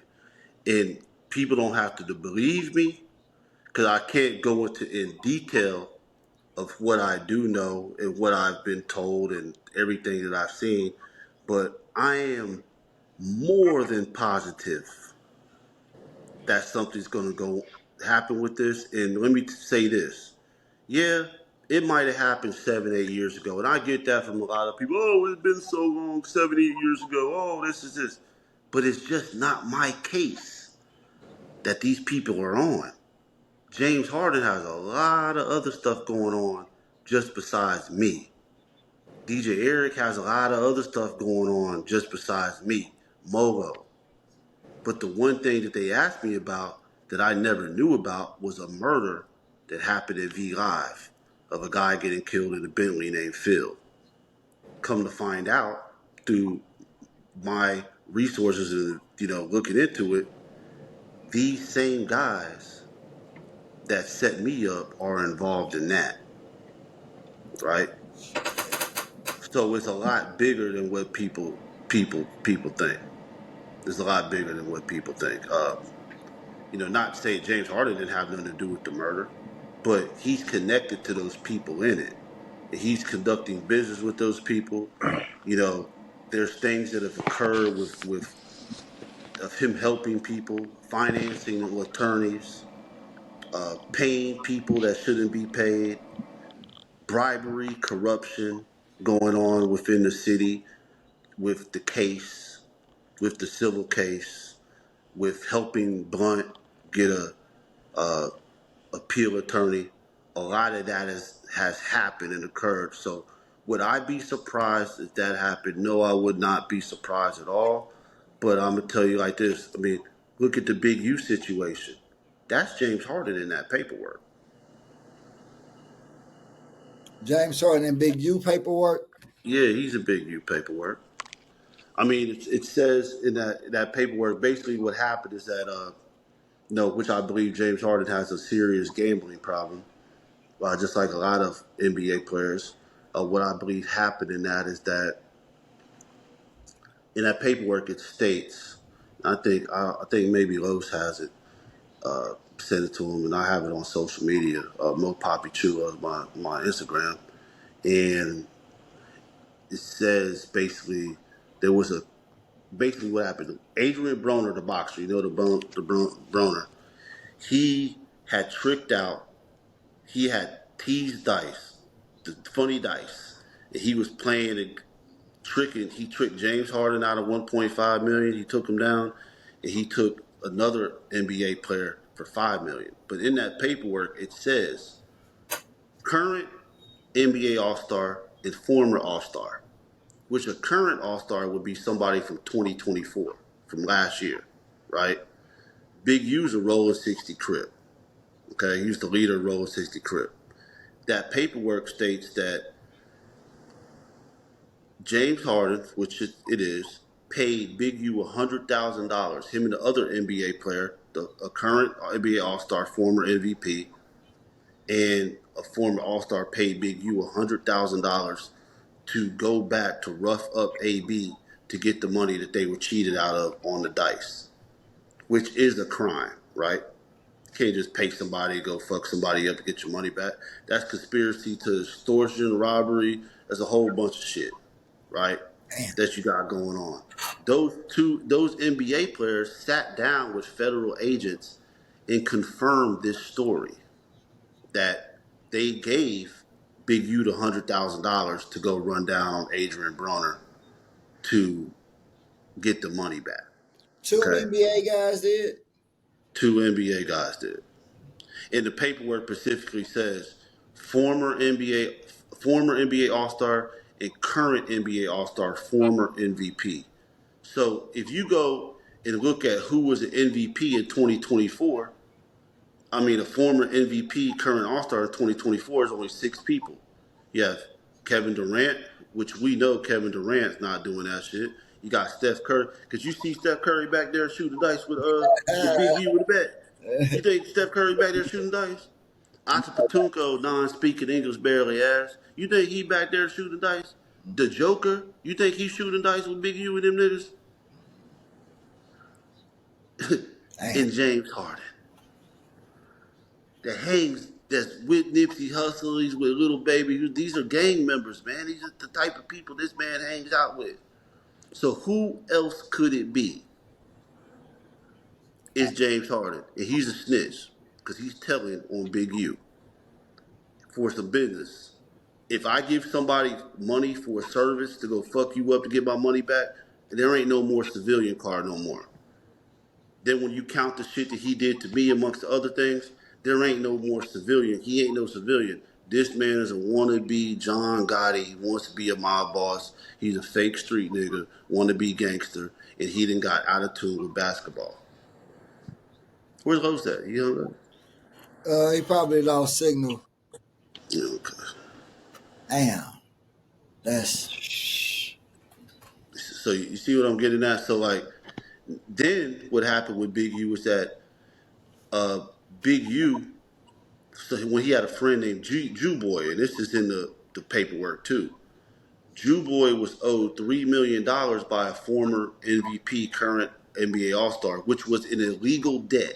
That's what it says in the paperwork. It was an illegal debt, which means that that $3 million was an illegal debt from Big U and his associate to this current NBA All Star, former MVP, for $3 million. Well, I guess that current All Star, former MVP, wasn't answering Big U's calls, and somebody was avoiding him.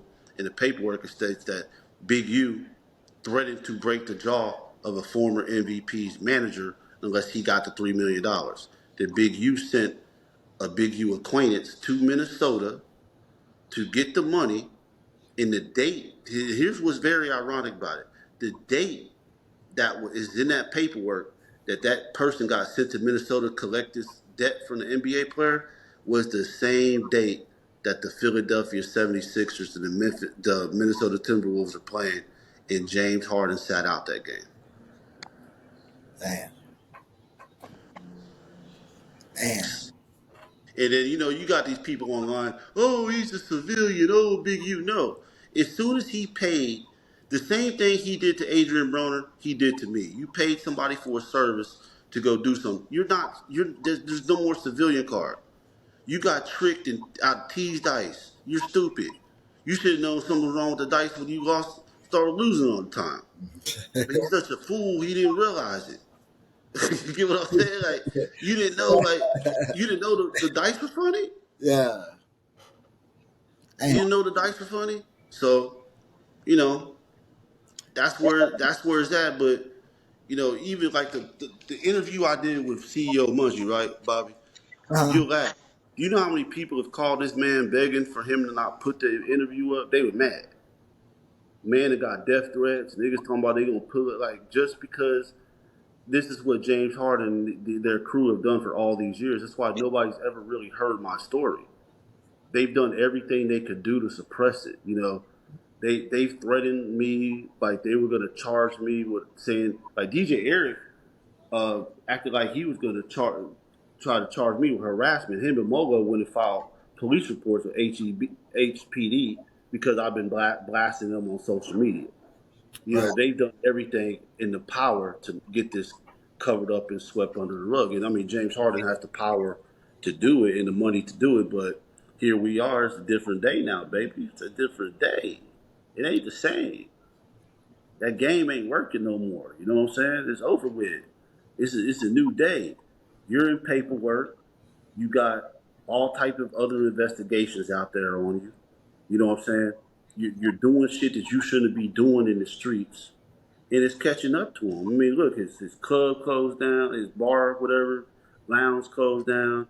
Nigga got like 2, 3 other lawsuits that he got going on. So a sexual assault case with his cousin at his house, and then he got the DJ Hayden thing with them dying. Like he got a lot going on, brother. No shit. Yeah. So it's looking like James got a lot in this federal case. Do you think they'll still be able, like you said, they didn't push your issue because there's so much going on. Do you think he'll still be able to get charged for putting the hit out or the assault out on you? Yeah, it's called a RICO. So what they do is that if you're doing all these crimes, like for example, James did a deposition. He lied all through the deposition. That's perjury. That's obstruction of justice. You've tampered with witnesses. You're sex trafficking. You're transportation of prostitution. You have conspiracy to extortion, conspiracy to robbery. That's enough for extortion. So what they do is that they take all these cases and put them into one. That's why everything's taking so long. Because if it was just my case by itself, it would have been done. But what they do is that they solve all these cases together and they put them all into one case. And that's kind of what's going on. What I believe that's going on, because my attorney has told me, and other people have told me they believe that's going on. Nobody has came. Now I'm gonna say this again. Nobody has came to me and said your case is over with, it's done, we can't do anything, we can't help you. Nobody said that. From my understanding, it's still active, but it's just like a it's like a wait and see thing. But I think me and you both know, anytime the government gets involved in something, it ain't gonna end well for the other side because they're not gonna stop. Mm-hmm. And, people don't have to believe that. I mean, they don't have to believe me at all. I have nothing to lie about. You know what I'm saying? Like, I would not be sitting here going through this 7, 8 years later if this was not an act. If this was not what up, Los? If My this bad. was not a if this was not an active situation. You know what I'm saying? So yes, I'm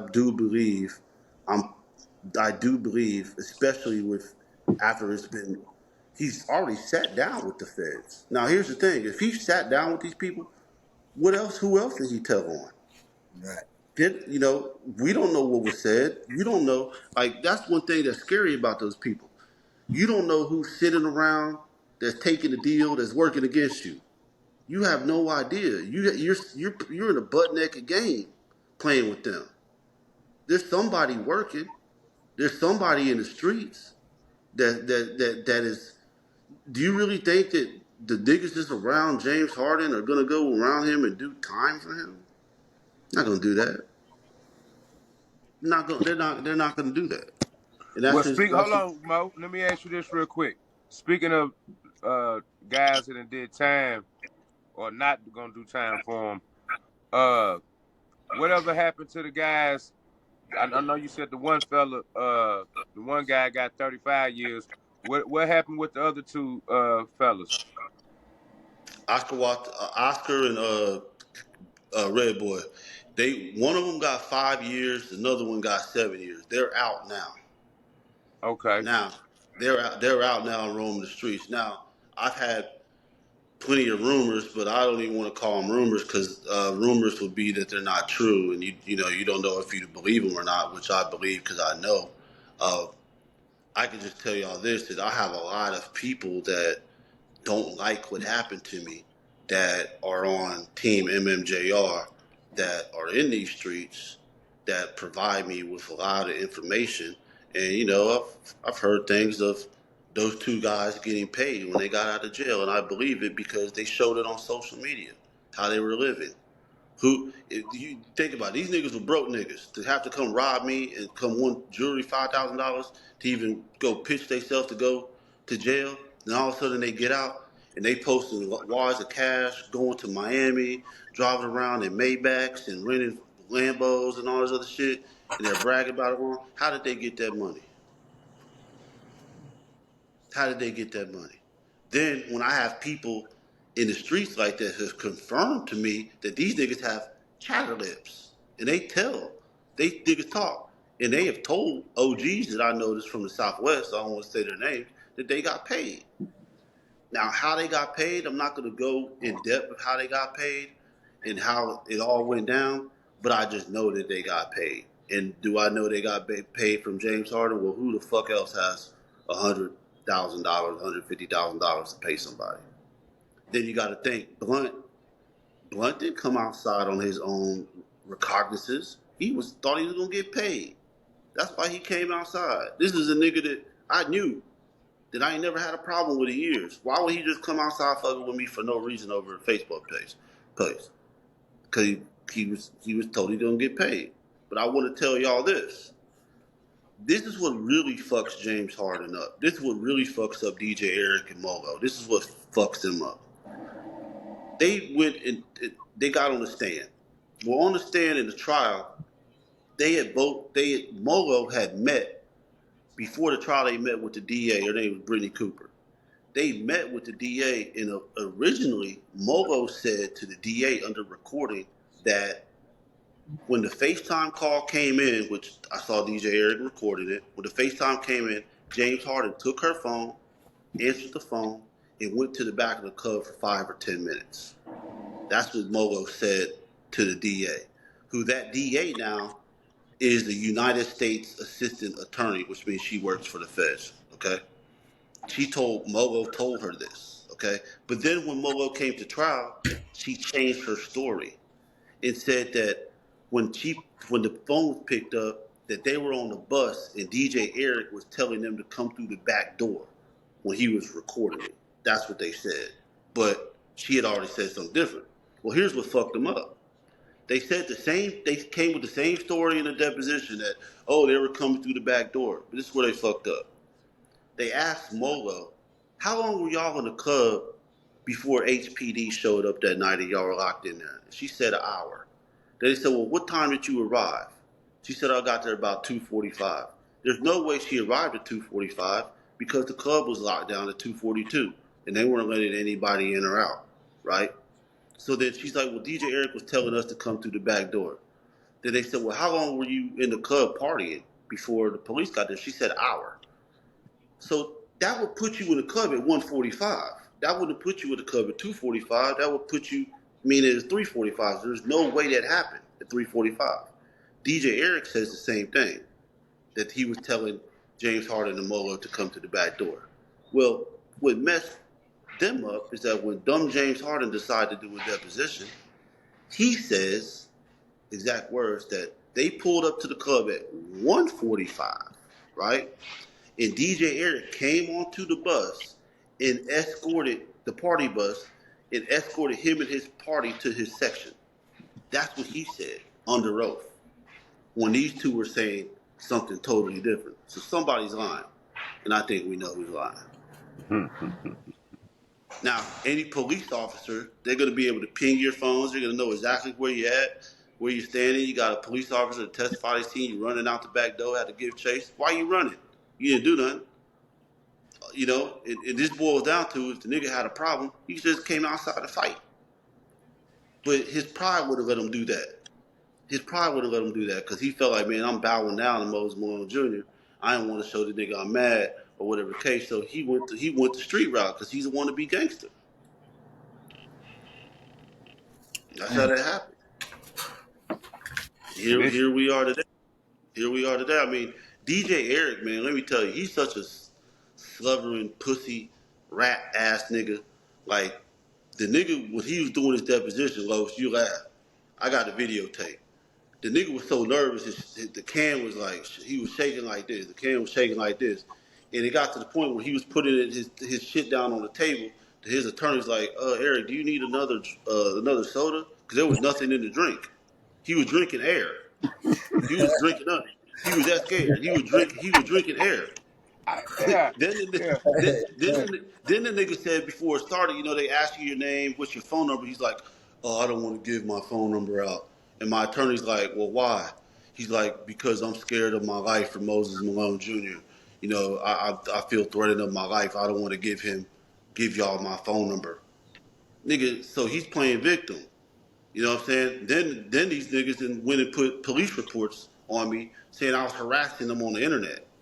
Then lately I've been blasting him on the internet, and he had some fake attorney call me. Yeah, DJ Eric's thinking about suing you for defamation. What? Defamation? Good. I want you to do that because if you sue me for defamation, you're gonna have to prove everything I'm saying is a lie. You're not gonna be able to do that, and you're gonna open everything back up. So they're pretty much at the spot where I can say what the fuck I want to say. They can't do nothing because they know they're in trouble. Then y'all two got to think. And y'all have seen, most you have seen how much shit I've talked. Yeah. And I've been talking shit for a long time. A long time. And I'm not even talking shit. It's really telling the truth. If I'm lying, why hasn't anybody come out and said, fuck Moses Malone Jr., he's lying, he ain't made nothing up? Them niggas ain't said a word. Shh, quiet. Why would they be mad when they see this interview? Man, this nigga, why would they be trying to tell CEO Munchie not to do no motherfucking interview? But they're not going to like this because for so long I've been quiet. I've made my Instagram page public on purpose to get my shit out there because I'm tired of playing games. I can get promises from everybody, but I'm going to make my move and then let them people do whatever they got to do. I know eventually it's going to happen, and I'm very confident in that. I mean, I've lost friends during this. I've seen people turn their back on me. You know, I've had problems with my kid's mom. She didn't want me to go through with it. You know, I've had to hear her fucking mouth, and then you have people that are kind of nervous, like, oh, they get scared, like, you know, like they're scared. But the thing is that I hear all these bitches, oh, I like gangsters. I like niggas is real and niggas is gonna do this and do that. They ain't like that. They be the bitches are scary because they ain't never been through nothing real. You know what I'm saying? They listening to fake niggas. So hold Fake on, niggas is Mo. doing. Hold on, let me ask you something, Mo. So you saying one of your lady friends or two somebody you might have been serious with during this whole time, she might have got nervous about, how things is going. And Oh, yeah, for sure. I mean, I've okay, had plenty of them. Then as okay. soon as they get mad, oh, that's why this happened to you. Well, bitch, you weren't saying that when you was taking it on your face. You wasn't saying that, damn worry. Yeah, you know what I mean. Yeah, You know what I'm saying? You want to say yeah, that. You want to say yeah, that while busting you down, but as soon as they get mad, they wanna. They yeah. want to, and that's one of the reasons I keep going the way I'm going, because I feel like I have something to prove. This is personal. This is not business. This ain't about no. This past money and business. This is fucking personal. And I feel like the city of Houston has turned on me. I feel like people in the streets, that turn on me. They spat on my name. They spat on my dad's name. So now it's I don't give a fuck.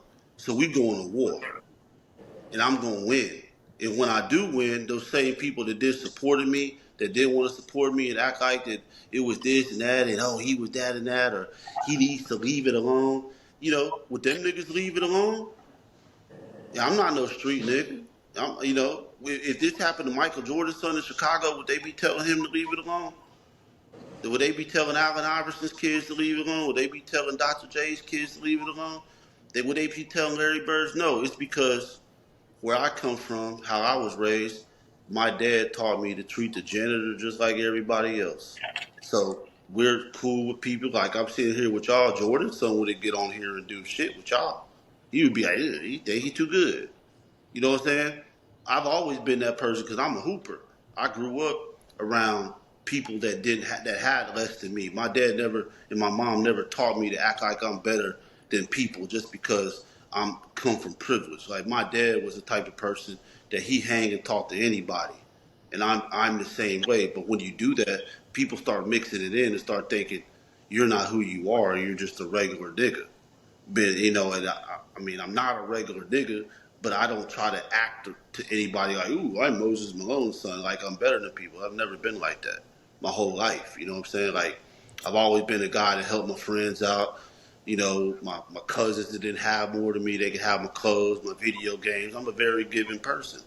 And I was raised like that, and I'm actually glad that I was raised like that because it gives you. I'm a human, People get to know me. I'm gonna sit there roast with you. I'm gonna smoke weed, talk shit, just like any other nigga. I do Mm-hmm. the same shit that any other nigga does. Like it ain't no difference. I don't eat Grey Poupon. I didn't grow up with a motherfucking butler and a nigga cooking my Yeah, meals and shit like that. You know what I'm saying? Like that's just yeah, what it is. But yeah. people will judge me because they never sat around to get to know me. They're just gonna go off of my name or what they've heard. But usually, when you hear something, it's from a hater because that person doesn't know you. Now, Mm, if you go talk to people that know me, they ain't gonna say nothing bad about me. It's just the people that don't know or they're jealous or whatever the case is. And yep. so now to me it's personal, and it's personal with the whole city. The Houston Rockets is definitely personal. Like when they announced the 50 greatest Rockets, this is years ago, I told them to take my dad's name off that shit. And if I could have at the time, I would take that motherfucking jersey down off the rafters. Cause guess what? The way they treated me and my family, my dad wouldn't want it there no more. And that's the truth. Let me ask That's you this, that's Mo. You got a question, B? You got something? I can ask mine after Go ahead, go yours. ahead. You sure? Well, I was just gonna piggyback off what Mo said. How he Yeah, go ahead. said he felt like he lost some friends. The city turned on him. I want to go into another topic that's because all these are sensitive subjects. So you can answer this if you feel like it. If not, I'm completely fine with it. Um, but it was a situation with a rapper Zero and another artist at some a while back, right? Um, and people had their thoughts, they views, this or that. But it was the same, it's 50-50 split on who you think who right or who wrong. My opinion about all that, and like you said, it's just an opinion. I'm never in agreement with jumping on somebody, especially if it's If you joining the gang, okay, that's part of the initiation, cool. But if you got it and you got these and you all about that, I'm not the one for the jumping. Just what's your intake on that? Because Zero handled it a certain way. Some wanted him to handle it the street way, but he handled it in the way where he can still be here for his family. He can still be here to, to do things he got to do as a man. If you want to touch on that, what's your opinion? I'm gonna touch on two part. I'm gonna touch on two parts with this one because I these is one of the examples I've talked about when I talk about selective politic and people selecting what it is because I had people saying that I was a snitch or a rat. Why? How the fuck could Moses Malone's son be a snitch or a rat? I ain't never been a part of the fucking streets. I didn't know none of these niggas that jumped on me and robbed me and played with my life. So what am I supposed to do? Take that? But back to that. Zero's supposed to be he's a rapper, right? He's put himself in the street. I think we talked about this earlier. He's put himself in the streets as a street guy. You know, he hangs with gang members. You know, I don't know if he's a part of a gang or whatever the case is. I ain't with nobody getting jumped. But when you're living a street life and you're a street guy, I don't think you're supposed that's not the way it's supposed to get handled. But it was handled bad on both ends because if the Trade the Truth guy had a problem with him, he should have dealt with it himself. Which I don't respect that either, jumping anybody. Because to me it says you're a pussy because you can't fight the man one on one. Now, do I blame Zero for calling the police and handling that way? He was robbed and beat up. And they put it on video and tried to embarrass him. So guess what? I have no feelings for it. I mean, he was right. But at the same time, you got to denounce the streets. You're a part of the game, or you're not in the game. You can't be in the middle. It's one of the two. You know what I'm saying? It's one of the two. It goes like it's like even with the Bun B situation, right? Remember Bun B got robbed. They came and held his wife at gunpoint. Right, right. Bun B had shot the nigga, called the police. The nigga got 40 years. He was on the stand crying. I didn't hear people saying Bun B was a snitch. Some people did now. No, But I that's the didn't. crazy part. Like how if you come and I'm the victim, how can I be a snitch? Like even He's with not. Zero. He's not a snitch. That's my whole point. Right. If a nigga runs in this house right now and lays me down, and his motherfucking mask falls off, I'm like, oh damn, that's Herb Baker. You know what I'm saying? Herb's ass is going to jail. You know what I'm saying? Like, I don't care if we friends or not, nigga. You came here, pointed a gun at me, and your mask fell off. You get what I'm Yeah, saying? You Right. yeah. going to jail. Very simple. Now, if I'm a street nigga selling drugs, you know, I'm a guy, I'm selling drugs, I'm in the gang life, and somebody comes and robs my house, and lays me down and ransacks the house, tied me up, I call the police, I'm a snitch. You know why? Because I live the street life. That's what comes with it. Well, let me ask you this. Let me play devil's Hold advocate a on, little bit, Lois. y'all. Hold on, Lois. Wait, What you say? What you let say, me play Lois? devil's advocate a little bit because see, I know Hold. Mo. I've been knowing Mo for a long time. Okay, Mo has a swagger.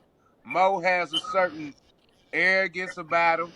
You know what I'm saying? That's been him for a long time. So let me play devil's advocate a little bit.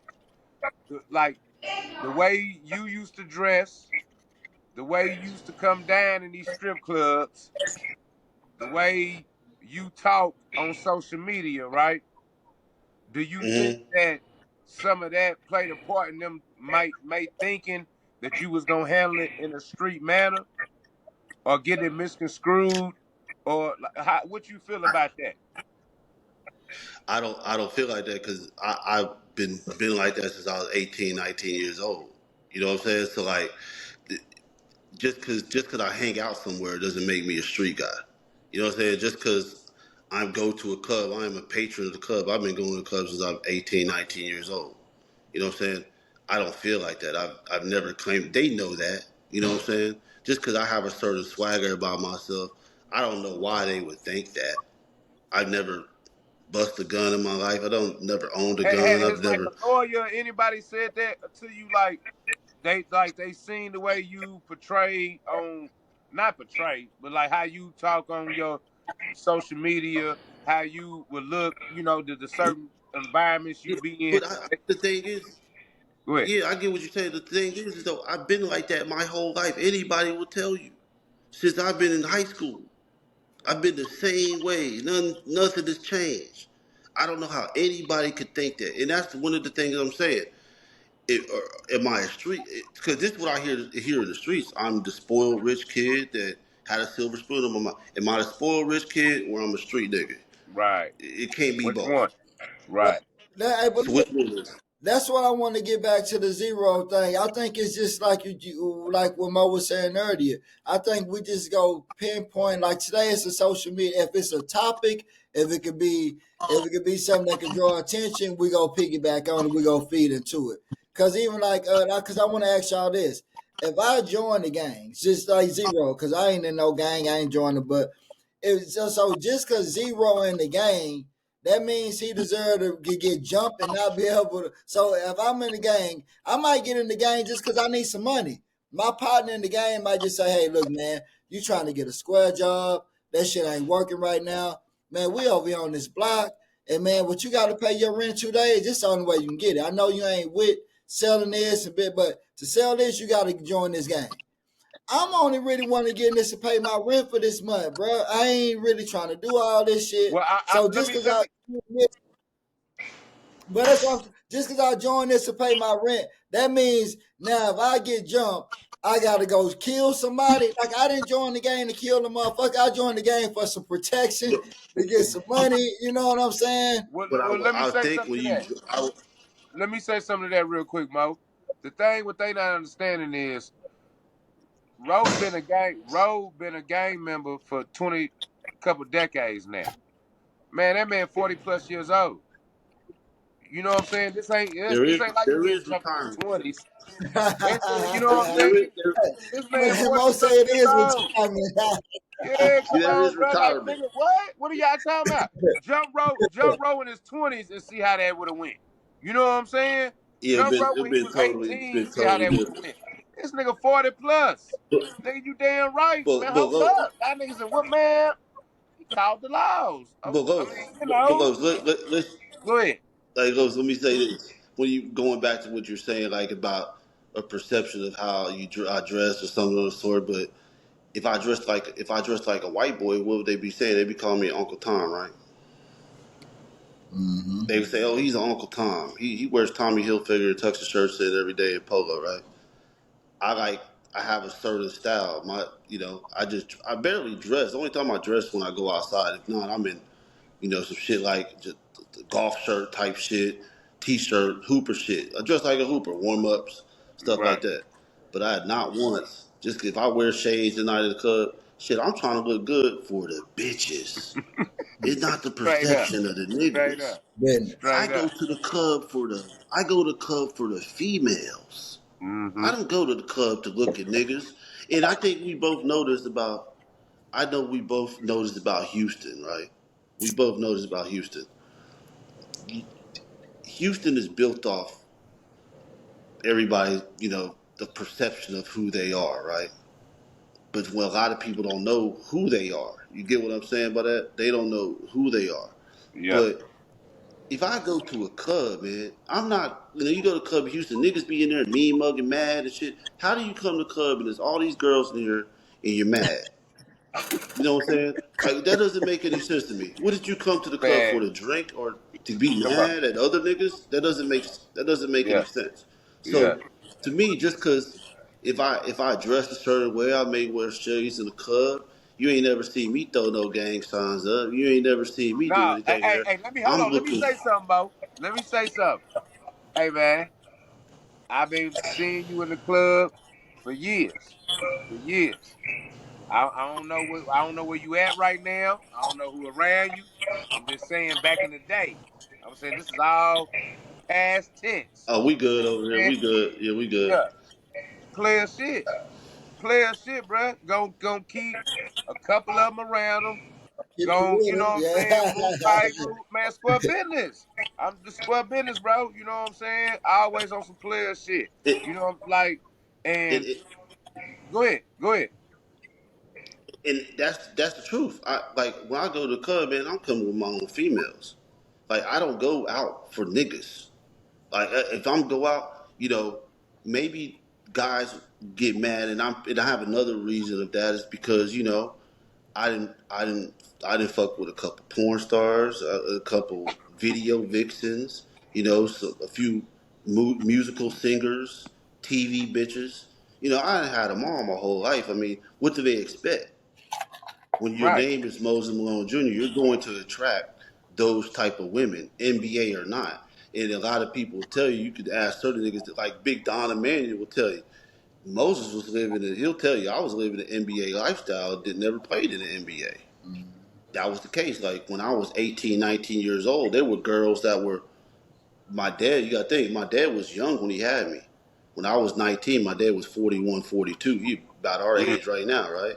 Right. And I would meet girls when I was going out that were my dad's age or maybe a little younger that were out on the nightlife. That if my dad didn't fuck them, they would want to, Man, you they you you they give me you some was pussy. at that age. You got them girls to say, "I can fuck your daddy or your son." You know what I'm saying? You True know how story. they And go. I, Yeah, hey, yeah, I'm yeah. gonna give you a true, I'm gonna give you a true story. There was one chick, you know what I'm saying? Like I met her one night, woo woo, everything went down, and she fucked me up, bro. She fucked me up. She fucked me up, Bobby B. She told me straight up, "You were better than your dad." I was like, huh? I was like, I was what? She told me you were better than your dad. I was like, oh, like after that, I was so shocked. But she did it because I guess my dad had pissed her off or something, Hey, and she gang. did it as a get back. These are stories that this has really happened.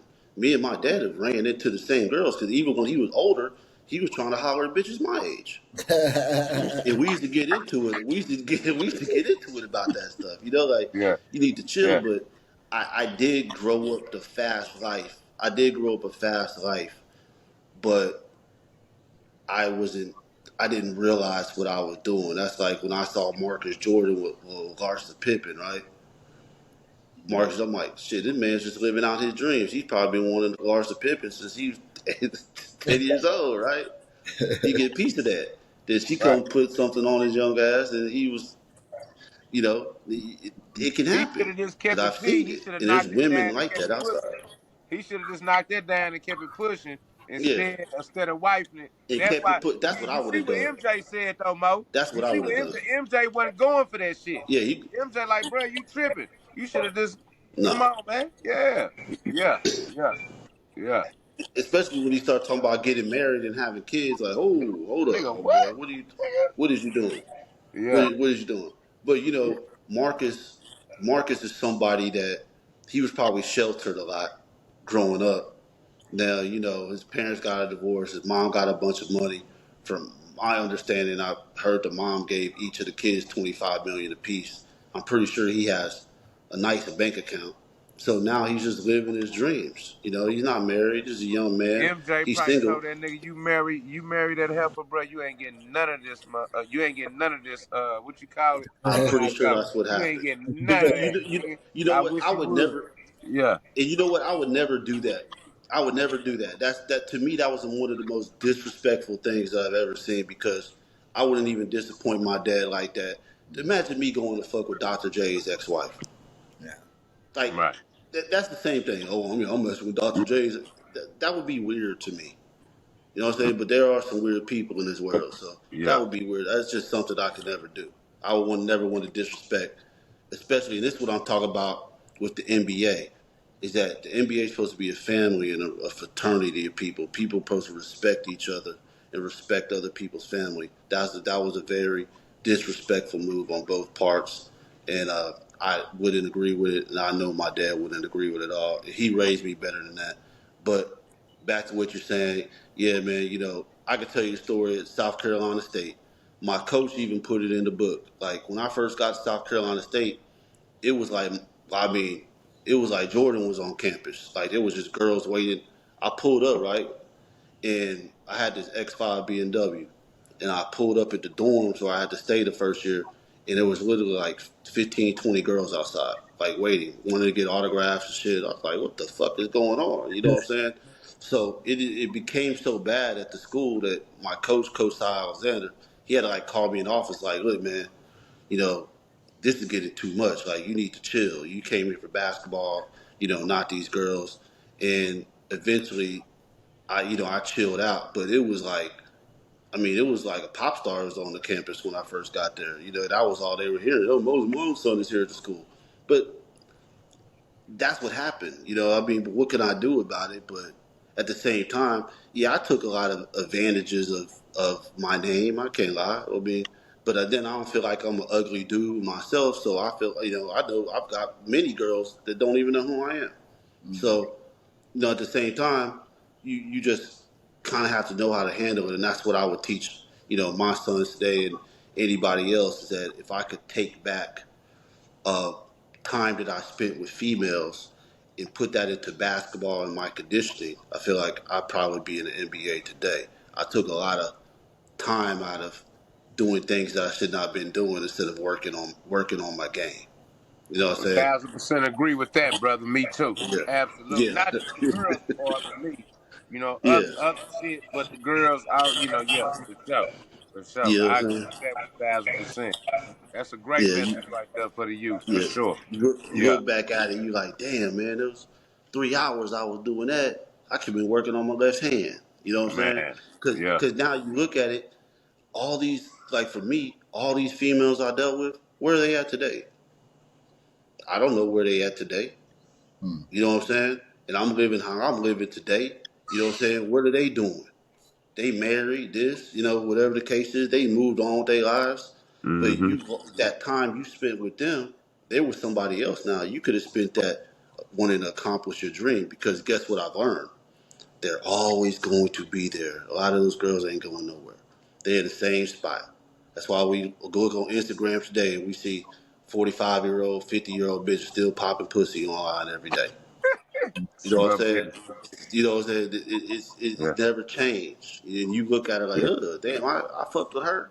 I mean, we're all men. How many fucks do you wish you took back? I wish I took back a few. And that's why I'm pretty sure everybody goes like, damn, why Yeah. I fucking do this? You know what I'm saying? You be Yeah. thinking that. Yeah.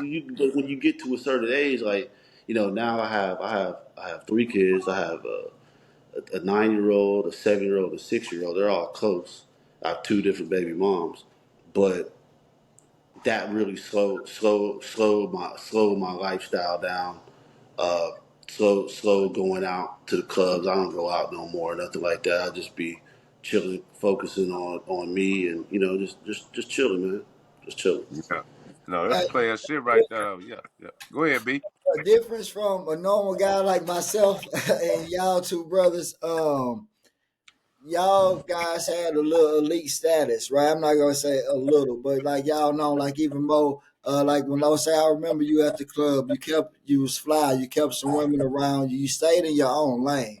Just from afar, that's what I always noticed. Like even talking to you now, you might be out in a big club or whatever, but you were there for your own reason. You got your own, like you in your own lane. You're not there to impress nobody. However they view you is on them. You just do your own thing.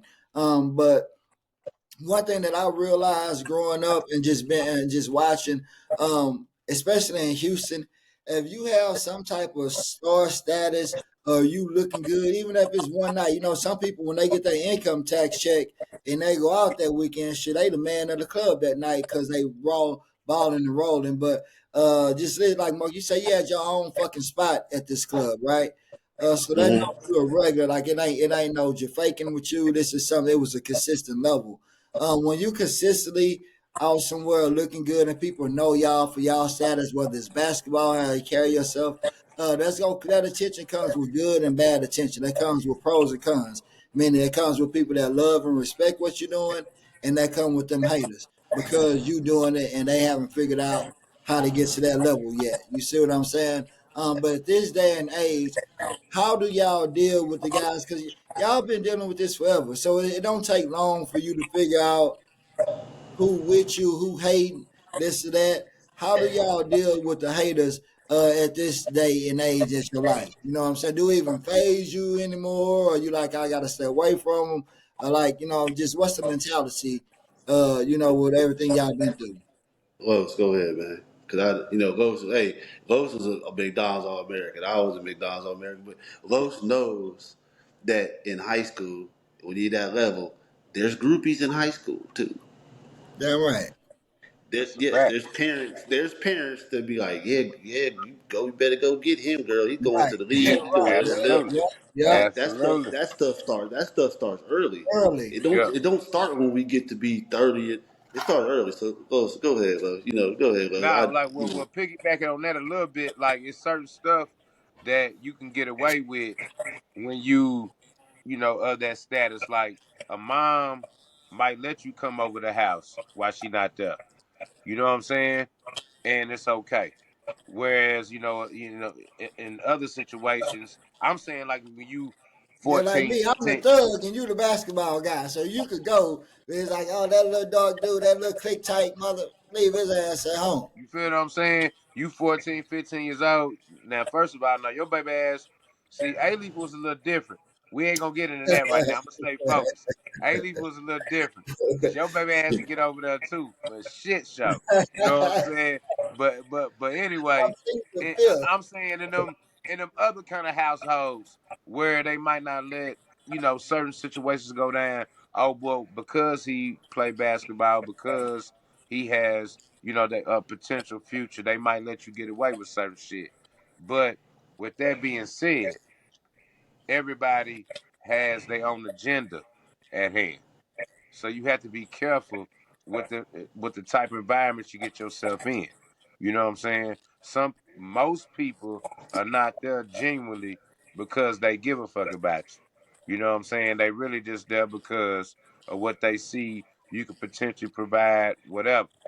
But the all those though, luckily for me, I just didn't take heat. I had solid people around me. You know what I'm saying? Always. Even in those situations with certain females, I'm saying as a youngster coming up in that situation, I was always around solid people. You know what I'm saying? It wasn't until I got older and started making decisions on my own, I started bumping into, chicken heads and shit. All that old goof. Yeah.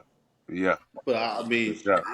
I know it A League a little different, but see, in Friendswood area, we had so many high schools right by each other. Yeah, Friendswood, Clearbrook, Clear Lake, Clear Creek, Dickinson. All these Dobie High School. These all so everybody was close knit. You know what I'm saying? Yeah. So the white people roll a little bit different than black people households. So their parents will let you. Oh, they'll let you go in the room and close the door. Yeah, I'm, square. I'm just saying. They let you go in the room, close the door. They know what they. Oh, we're gonna go on a walk. Yeah, yeah, we going on a walk, but we gonna sit in this park right quick. You like, yeah, girl. You know what I'm saying? We'll be Mm-hmm. back. See you later. I'm just, Mm-hmm. I'm just telling you what's going on. You know what I'm saying? Yeah. You go. That's how it was where I was at. But as See, far as I'm gonna like, tell you though, A-Leaf though too. A-Leaf back then though, Mo, like not. It wasn't that the parents would let you do that too. Man, our parents was working, fam.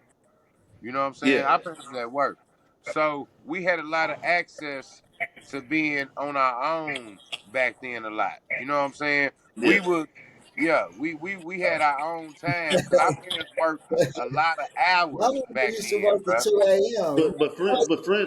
Friends Come would I on, wouldn't man. say it's like that. It wasn't like that, but I mean, I black parents are way more stricter than white parents. White parents are way more lenient with their kids. A black Yeah. mama ain't gonna let you just. I dated a black girl in high school. She went to Clearbrook. Nigga, her dad was mean and a motherfucker. I couldn't come in the house. None of those sort. You know what I'm saying? But if I dated a white chick, they could damn near come outside at 10 o'clock. You know what I'm saying? They don't care. It was a little Yeah. bit different, but just like for me, like with friends, uh, like with people you hang around, I would say I was more attracted to hanging out with my teammates. You know what I'm saying? Like Lou was trust guy, right? He stayed the night in my house all the time. Lou. Shout Yeah, out Lou Lou. was Yeah. Lou.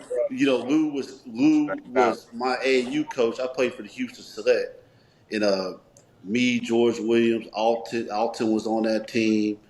John Robinson, Roy Smallwood was on that team. Nigga named Byron Hobbs from West Columbia. We was all a team. So, we have sleepovers. So I would hang out with my teammates. So these are people that I'm still friends with today. I really didn't have too much riffraff around me. You know what I'm saying? And that's one of the things that you lose when you get out of college basketball overseas. You know, professional. You play ABA. When you don't have those teammates around, then that's when the riffraff comes around because everybody's kind of doing their own thing and spread out. You know what I'm saying? People grow up, but there's going to only be a certain atmosphere of people that are in that light. Now, me personally, with those type of people, I already know what they're on. So you're not gonna come around me and think you're gonna get some dollars out of me. You know what I'm saying? I'll be nice with you. I'll help people out, but I know what the difference. That's what I said about what I was saying earlier about my dad. I knew that I've seen groupie niggas my whole life. I've Right. seen groupie hoes my whole Yeah. life. So my dad pointed me out, so I knew what they were. So I kind of knew how to handle and navigate those people. So I could never get involved with being like, you know what, this nigga's using me. He don't fuck with me. You know what I'm saying? I make a nigga prove that he fuck with me. You know what I'm saying? I make a bitch prove that she fuck with me. For me. Because as soon as you get to asking for some money, or you want to do this, or you trying to order the tomahawk steak for $200 on the first date and shit like that, yeah, I might pay for it. But you're never gonna see me again Right. because I know what you're on. That's where I've been. Right. And even with some women, it's kind of hard to. It is hard to impress me. I mean, because I grew up with a mom that lived a multi-million dollar lifestyle her whole life, so it was kind of hard to come around me and act like you that bitch. And I have Right. a woman in my life who was my mom that was a real basketball wife, not. Right. And my dad was in Right. elite status. It wasn't. Yeah. He wasn't a Top bottom nigga. tier. So Yeah. Yeah. yeah, top tier. So it's kind of like hard, but when you get around that club atmosphere, there's going to be a lot of temptation. But I've never got so deep into it, like AKA James Harden or some other NBA player, other NBA players. They've let these people penetrate their walls too much. You got to know how to leave. You got to know how to leave people on Where the they back at? burner. Yeah, Yeah. where they at. You know what I'm Yeah. saying? But through this situation, I'm gonna tell you now, I done learned what a real friend is and what a fake friend is because, you know, I'm not just balling out of control like I used to be, right? I mean, did the right thing, that I'm comfortable and good and I'm straight, but when you're in that lifestyle and you're out every night, you spending thousands of dollars, and you're going out, you be like, damn, did I really just waste all this money on this bullshit? And now you start seeing those people that were around you when you were doing it. Now that you're not doing it no more, they don't want to hang out with you. But then you see who your real friends are because your real friends will come over here and sit down and play PlayStation, smoke, chill. They don't give a fuck if we go to Popeyes and get a 5-piece. Right. You know what I'm saying? Now try this. I'll tell y'all this. At Popeyes, I have a friend. Coupon, you can get 5-piece dinner, two sides for $9.99. Trust me. Just go to the window and say it is a coupon. It's a manager coupon. It's a Goddamn manager right. coupon. Yeah. It's a Huh? manager coupon. Need that. Coupon is a 5-piece dinner with two sides and a drink for $9.99. Coupon And eight you can four get what works. everything. Yeah, because one of my friends owns a franchise of Popeyes, and he gave me the code, and I gave it to a few people, and it worked. It works every time.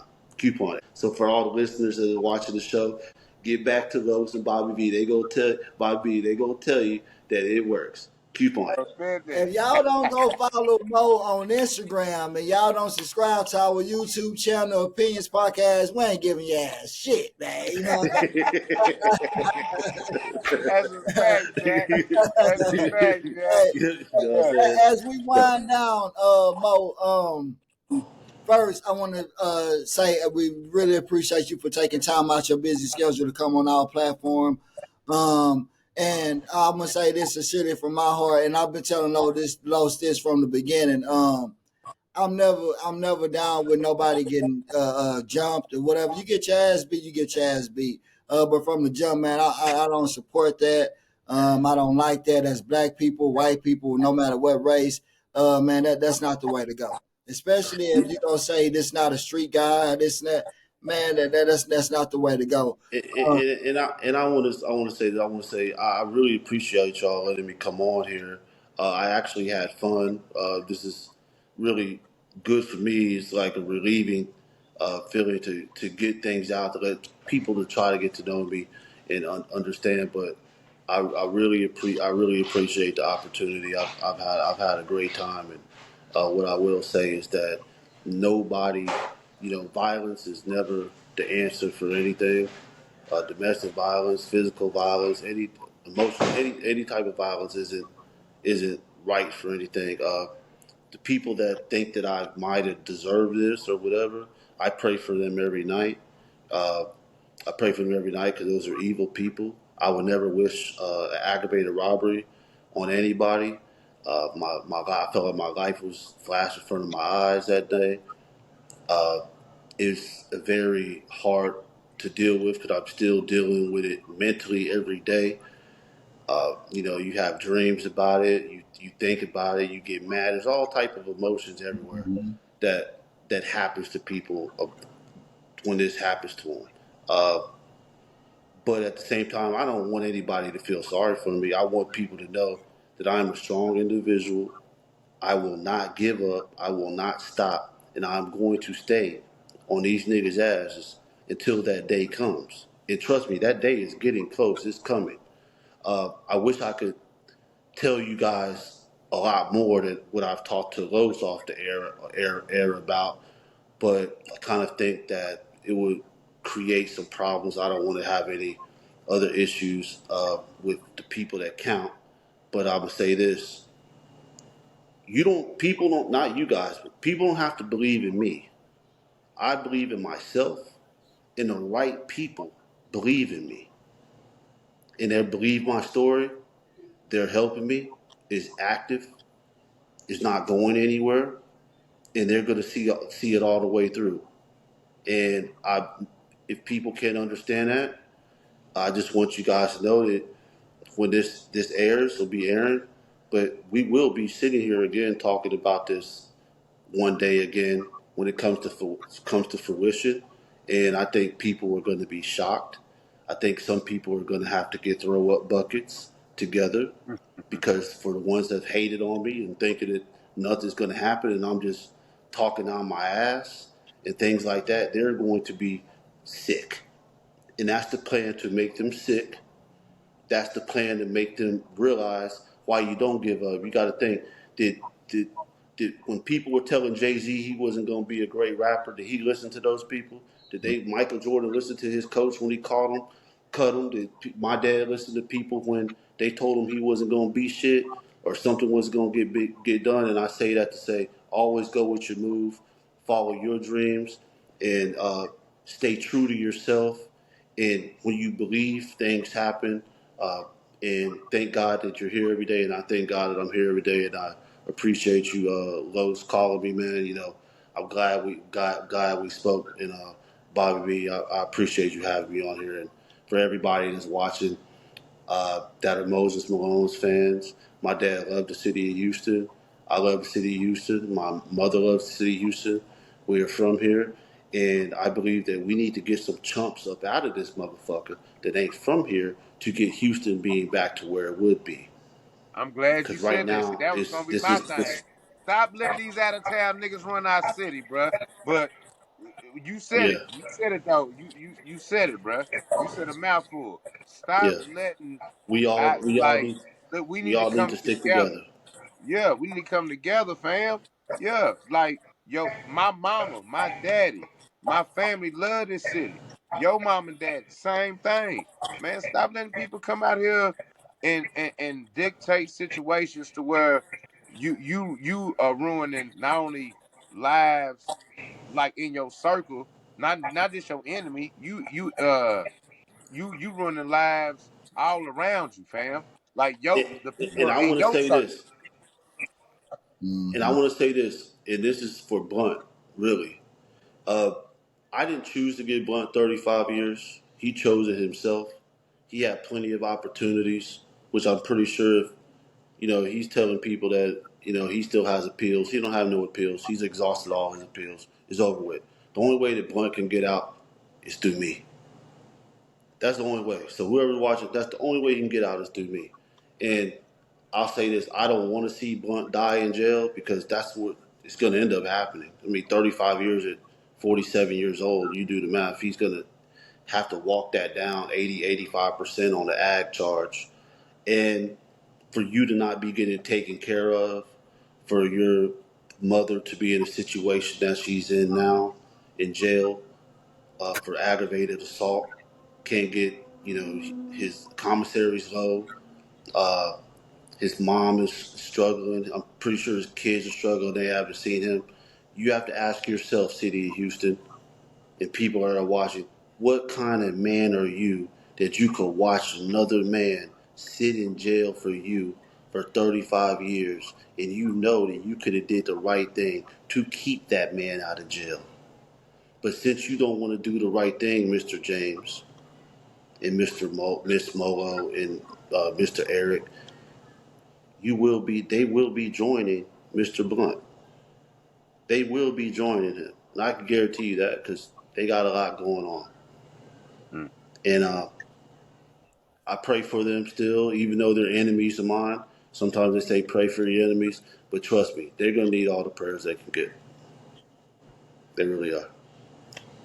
Let me Battle clear this South, up. B. When I said I'm sorry that happened to you, Mo, that wasn't for any sympathy or anything. It was just to keep it real because I've been jumped before and not like I was in a gang. I did nothing. You know what I'm saying? But whenever you get jumped, like you say, it's a different feeling. You'll never forget it. This was early years. I still remember it. Like you say, it bring anger. It bring all type of shit to you. But one thing I know it do, you don't really feel shit. Once you get jumped and you didn't do nothing to receive jump, it's hard for you to feel some shit out there, just to be honest. Because just Yeah, imagine you shit you with lose no trust. You lose trust. right, You lose trust in people, uh, and then you have no compassion about certain shit. Cause right. like me, like I don't have no remorse, no compassion for anybody Mm-hmm. that fuck with me. Whatever happened to them, happened to them. Exactly right. Square business. Like people be like, oh, I've heard people say, God says God forgive, God for don't. I love God, but guess what? God forgives, I don't. Right. And this beef will last. Somebody has to go. Somebody has to disappear, and it's not going to be me. And these type of people, like somebody like DJ Eric, that would do the things that he did to me, try to holler at my daughter at 17 years old to get her to come dance at a strip club and try to take her out and post them on the social media. I would piss on his grave and dance a crip walk on top of his shit when he dies. Mm. So That's just how I feel about him. this is Mm. leading to my last question. I know might have something else, but that was my last question. With everything that happened to you and you've been through with that situation, um, like you said, what you praying for some of them, and you still feeling a little anger with others. If you had to pick two with the celebrity boxing going on, people getting paid to box, what two would you put in that ring to get paid for so the world could see you put the pause on them? And what two would you release from jail or never ever get charges pressed on them at this point? Man, first off, there's that celebrity boxer shit. He's too pussy to do that. He don't have no pride. He wouldn't do that. That I already know that because if he wanted to celebrity box, he could have came outside of Eli that night and got his celebrity boxing on. Okay, that's just what it is. And as far as what was the last question you asked me? It was two that you would box, two you would let free of all charges. Who? No, it was like two Now this people. is If what you have, two? if you could What pick two? two out, and everything happened to you, which two would you Like box? who would I let? Who would I let go? Yeah, what two would you just let go? Like, man, look, Oh, it don't. I would trade Blunt for everybody. Like I honestly feel like Blunt knows he fucked up. Blunt knows he made a bad decision. I know he learned his lesson. He fucked with the wrong person. But I would let if I could do it. And he said, "Hey man, I'm a this to get out." I would be all for it. But guess what's happening? At this point, I don't even need Blunt anymore. He's a pawn in my game. He's a pawn. I don't need Blunt to tell to get them. That's how fucked up the situation is for them. Right. Blunt don't even have to say nothing, and these niggas is still going to be done because they've done like I talked about. We didn't get into it, but I talked about the bribery and corruption. I know about the judge play. I know about the. Let me talk about this real quick. James Harden with the mayor Turner, rest in peace. Well, I don't like him at all, but rest in peace, Sylvester Turner, because I know what he had to do with my case. But James Harden was supposed to put up a park in Fifth Ward at was it Tuffley Park, and he gave Mayor Turner $240,000 right to get it done, and they did like a big spectacle in Fifth Ward. And guess what? The park never got done, right? The park never got done. So what my question is, where'd that $240,000 go? And Jay Prince was pretty upset about that because he walked through the hood showing it. It's on camera about how said that James Harden needed to clean his name. He came down here with a bunch of cameras and politicians, and he needed to clean his name. And they didn't fix the park. They took the roof off the park and never put it back. Now the question is, where'd that money go? And I'll tell you that if anybody's watching and they show James this, and they show Eric, and they show them, I know where the $240,000 went, and I know who it went to, and I know what it was for. And just Mm. know after that exchange was done, there was some slick shit that happened in the case. So somebody greased somebody's hand to get where it was at. And I was confronted by the authorities of basically saying, you can sit back and wait because we feel like your case has been tampered with. And I'll leave it at that. Sweet. Okay? There it is. So that's just what it There it is. is. All right? Hey, man, this deeper than a freaking movie right here, man. Yeah. Shit. You Um, know, There it is. and y'all know, Mayor Turner was already before he died. He was already under federal investigation. That's first off. And then his right hand man, the chief of staff, William Paul Thomas, he was charged federally with bribery and corruption with with the feds, which he pleaded guilty, was sentenced to a year and a day. That was February 6th, 2024. And here we are, October 2nd or 3rd, 2025, and he has not reported back. He has not reported to prison yet. Why is that? Because he's telling on everybody. He was the mayor's right hand man. So he knows where all the money went, who all got those dirty permits for the clubs and the briberies going on in the nightlife. I'm telling y'all now, this is not going to end well for a lot of people. ah, It's not going to end well. well, hey Mo, man, you definitely brought some you you brought it out to this platform, brother. Like, we thought we'd get into the story, but I didn't know all this was going on, man.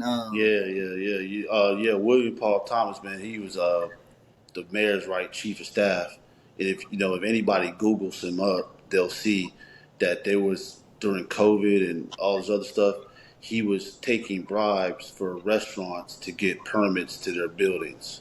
Okay, uh, I believe I know the connection to the person, to the judge, to all that. They're all connected. All these people are connected to each other. And James Harden, DJ Eric, uh, I believe they're involved with William Paul Thomas and Sylvester Turner. That's my opinion, but to some people it might be opinion to a theory, but to me it's because I know. And there's going to be some trouble if this guy. I mean, if this guy, he has to be cooperating. I mean, have you ever heard of a guy that gets sentenced to a year and a day for he's facing 30, 40 years? He gets a year and a day, and then he hasn't reported to prison in 20 months. Have you heard of anybody that's gets sentenced in the feds and hasn't been sentenced, hasn't reported in 20 months? Because that nigga's working like a mule and a donkey put together. He's telling on everybody. So if whoever dealt with this man, whoever dealt with him is trouble. And for people that think just because Mayor Turner passed away, that all the case is over because of that. That's not how it works. Because just because he's dead, it doesn't stop the crimes that were committed and the bribery and the money that he took from the city of Houston, from kids, from foundations, and wherever else. But there was a bunch of dirty politics going on down there, and that's why it's changed up today. That's why maybe we saw the election in the city, not the presidential election, but maybe that's why we saw the election in the city of people turn their heads and go red instead of go blue with a lot of things because those people were definitely greasing their pockets. And there's some rappers that were greasing their pockets. I won't say their names. And there's some people in the streets that were getting their pockets greased.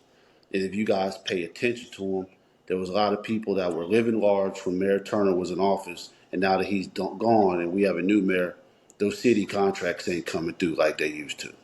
And now they're back to, rapping and hustling out there because they can't steal no more. And they Mm. can't, you know, put their hands in the pockets because, it's very simple. Giving out contracts to people, dirty contracts, and it's called kickbacks. That's going on. Ain't nobody gonna give you $38 million and you don't get. Let me get something of that back in my pocket of the government's money. So I'm pretty sure that's going on too. So Mm. yes, I believe that. I believe that James Harden. I believe that he has a connection with the mayor and William Paul Thomas. I believe DJ Eric does, and I believe that they're in trouble for that too. That's my honest opinion. Well, Mo, is there anything else you want to leave us with or the people with before we get out of here, man? We don't want to take up too much of your time. No, man, I'm cool. I can talk all night, but I, I just want people to know that there's no giving up, man. And it's not even about giving up.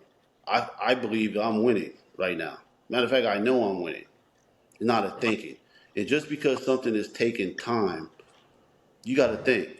When somebody's worth that type of money and has that type of power, they got to dot their I's and cross their T's and make sure that they're 98% locked in on something to take your bitch ass down. And that's how those people work. And we've seen it with the feds are in the NBA. Let's just be real. You got the Malik Beasley situation going on, Terry Rozier with the gambling shit. There's other niggas involved in that too that are in the NBA. You had that going on with the Jonte Porter stuff going on. You got the LA Clippers with the Kawhi Leonard, the guy that was dealing with that company from Aspiration that was taking the deals. He got charged by the feds. There's a lot of federal shit going on in the NBA right now. So, and we know that this story continues because Malik Beasley can't get a contract right now. Terry Rozier, they want to throw him out the league.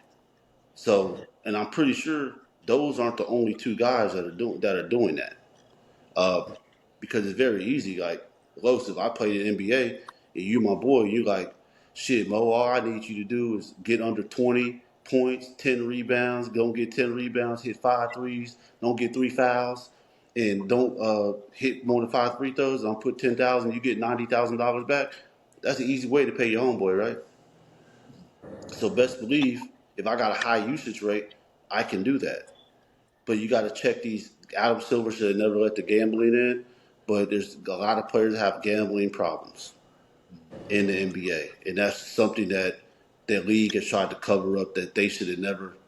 I feel like let in because it's kind of like brought the game down, because now it's like I don't even trust the game. You don't know what's really going on anymore. So just leave it at Mm. that. Yeah, We'll leave man, it you at brought that. a We lot will of talk stuff about that. tonight, man. Yeah. Yeah. Now that's deep too. What you Yeah. just said though. We're gonna leave it at that though. We're Man, gonna leave it damn there. right, Yeah. damn right. Yeah, man. Yeah. Like he Yeah. should never let that shit in on some real shit. Like they are literally take like everybody. Just think when it wasn't in the league, when they was okay with doing it. Like I'm sure if I'm a player, I'm kicked back at night. I ain't got nothing going on. I can bet on a game or two. A different basketball game, a football game. I should be able to do that. I should have the right to do that as a citizen. If I'm a gambler and I'm chilling at the crib on the off night, I should be able to look at the phone or on the TV. Oh, I want to bet on the Ravens tonight, or I want to bet on the Rockets tonight if I don't play for them. And I'm an NBA player, baseball player, whatever. But you can't now because you didn't allow that in the circuit. So when you allowed them to do that amongst the players, now you risk the chance of them betting on themselves, and that's what you got. And just like what Michael Porter Jr. said, he Yeah, threw it out the there too. parlay bait. Yeah, yeah, that's Yeah, the scary parlay hours. bets they got it out of hand. Like yeah, Yeah, yes, that's the scary hours parlays just right there, got it out of man. hand. Like it's just Yeah, that's scary yeah. hours, So man. that's Yeah, why you got it. I mean, it's the easiest money to be made. You call with, hey man, I know I got a high usage rate. I got the ball in my hand the whole game. What you want to do? Oh, all you got to do is get under this, under this, under that. I'm gonna put $10,000 down, get $90,000 back. Shit, keep your homeboys out your pockets. You Mm, know what I'm saying? You feel like you done helped them. You know what I'm saying? You're doing it for the team, but in all actuality, them people are sitting there watching these bets. Like, why did $10,000 come down on this mm, one parlay? It's too much money right, being bet on this shit. So then you get right, hot, and then right. that's where you at. Where you know that's why there's issues going on now. That's what niggas in the spot they at. it's Yeah, that microwave success, man. yeah. That Michael. Yes, that Yeah, Hmm Michael, yeah, you wanted too quick, but yeah. yep. But Mo, man, definitely once again appreciate you taking the time out to come on our platform, man, and share some of these stories, enlighten us to some things that we didn't know. I'm pretty sure the world don't know. You give us a different aspect of the way to look at things with some of your inside resources. Definitely appreciate that, man. Pray for you in the future, man, and everything you got going on and the things that you've been fighting for come to where eventually it work out to benefit you and your situation and your family, man. Once again, I'm Bobby B with the opinions you want to hear. Los, we go ahead and let you close us out, brother. Absolutely, man. This been a enlightening one, man, for sure. A bunch of knowledge, a bunch of unfortunate situations at the same time, though. It was a blessing. You know what I'm saying? It was a lot of jewels getting dropped. Y'all tap in, subscribe. You know what I'm saying? Opinions Podcast. Love, Mo. Love, big dog, for sure.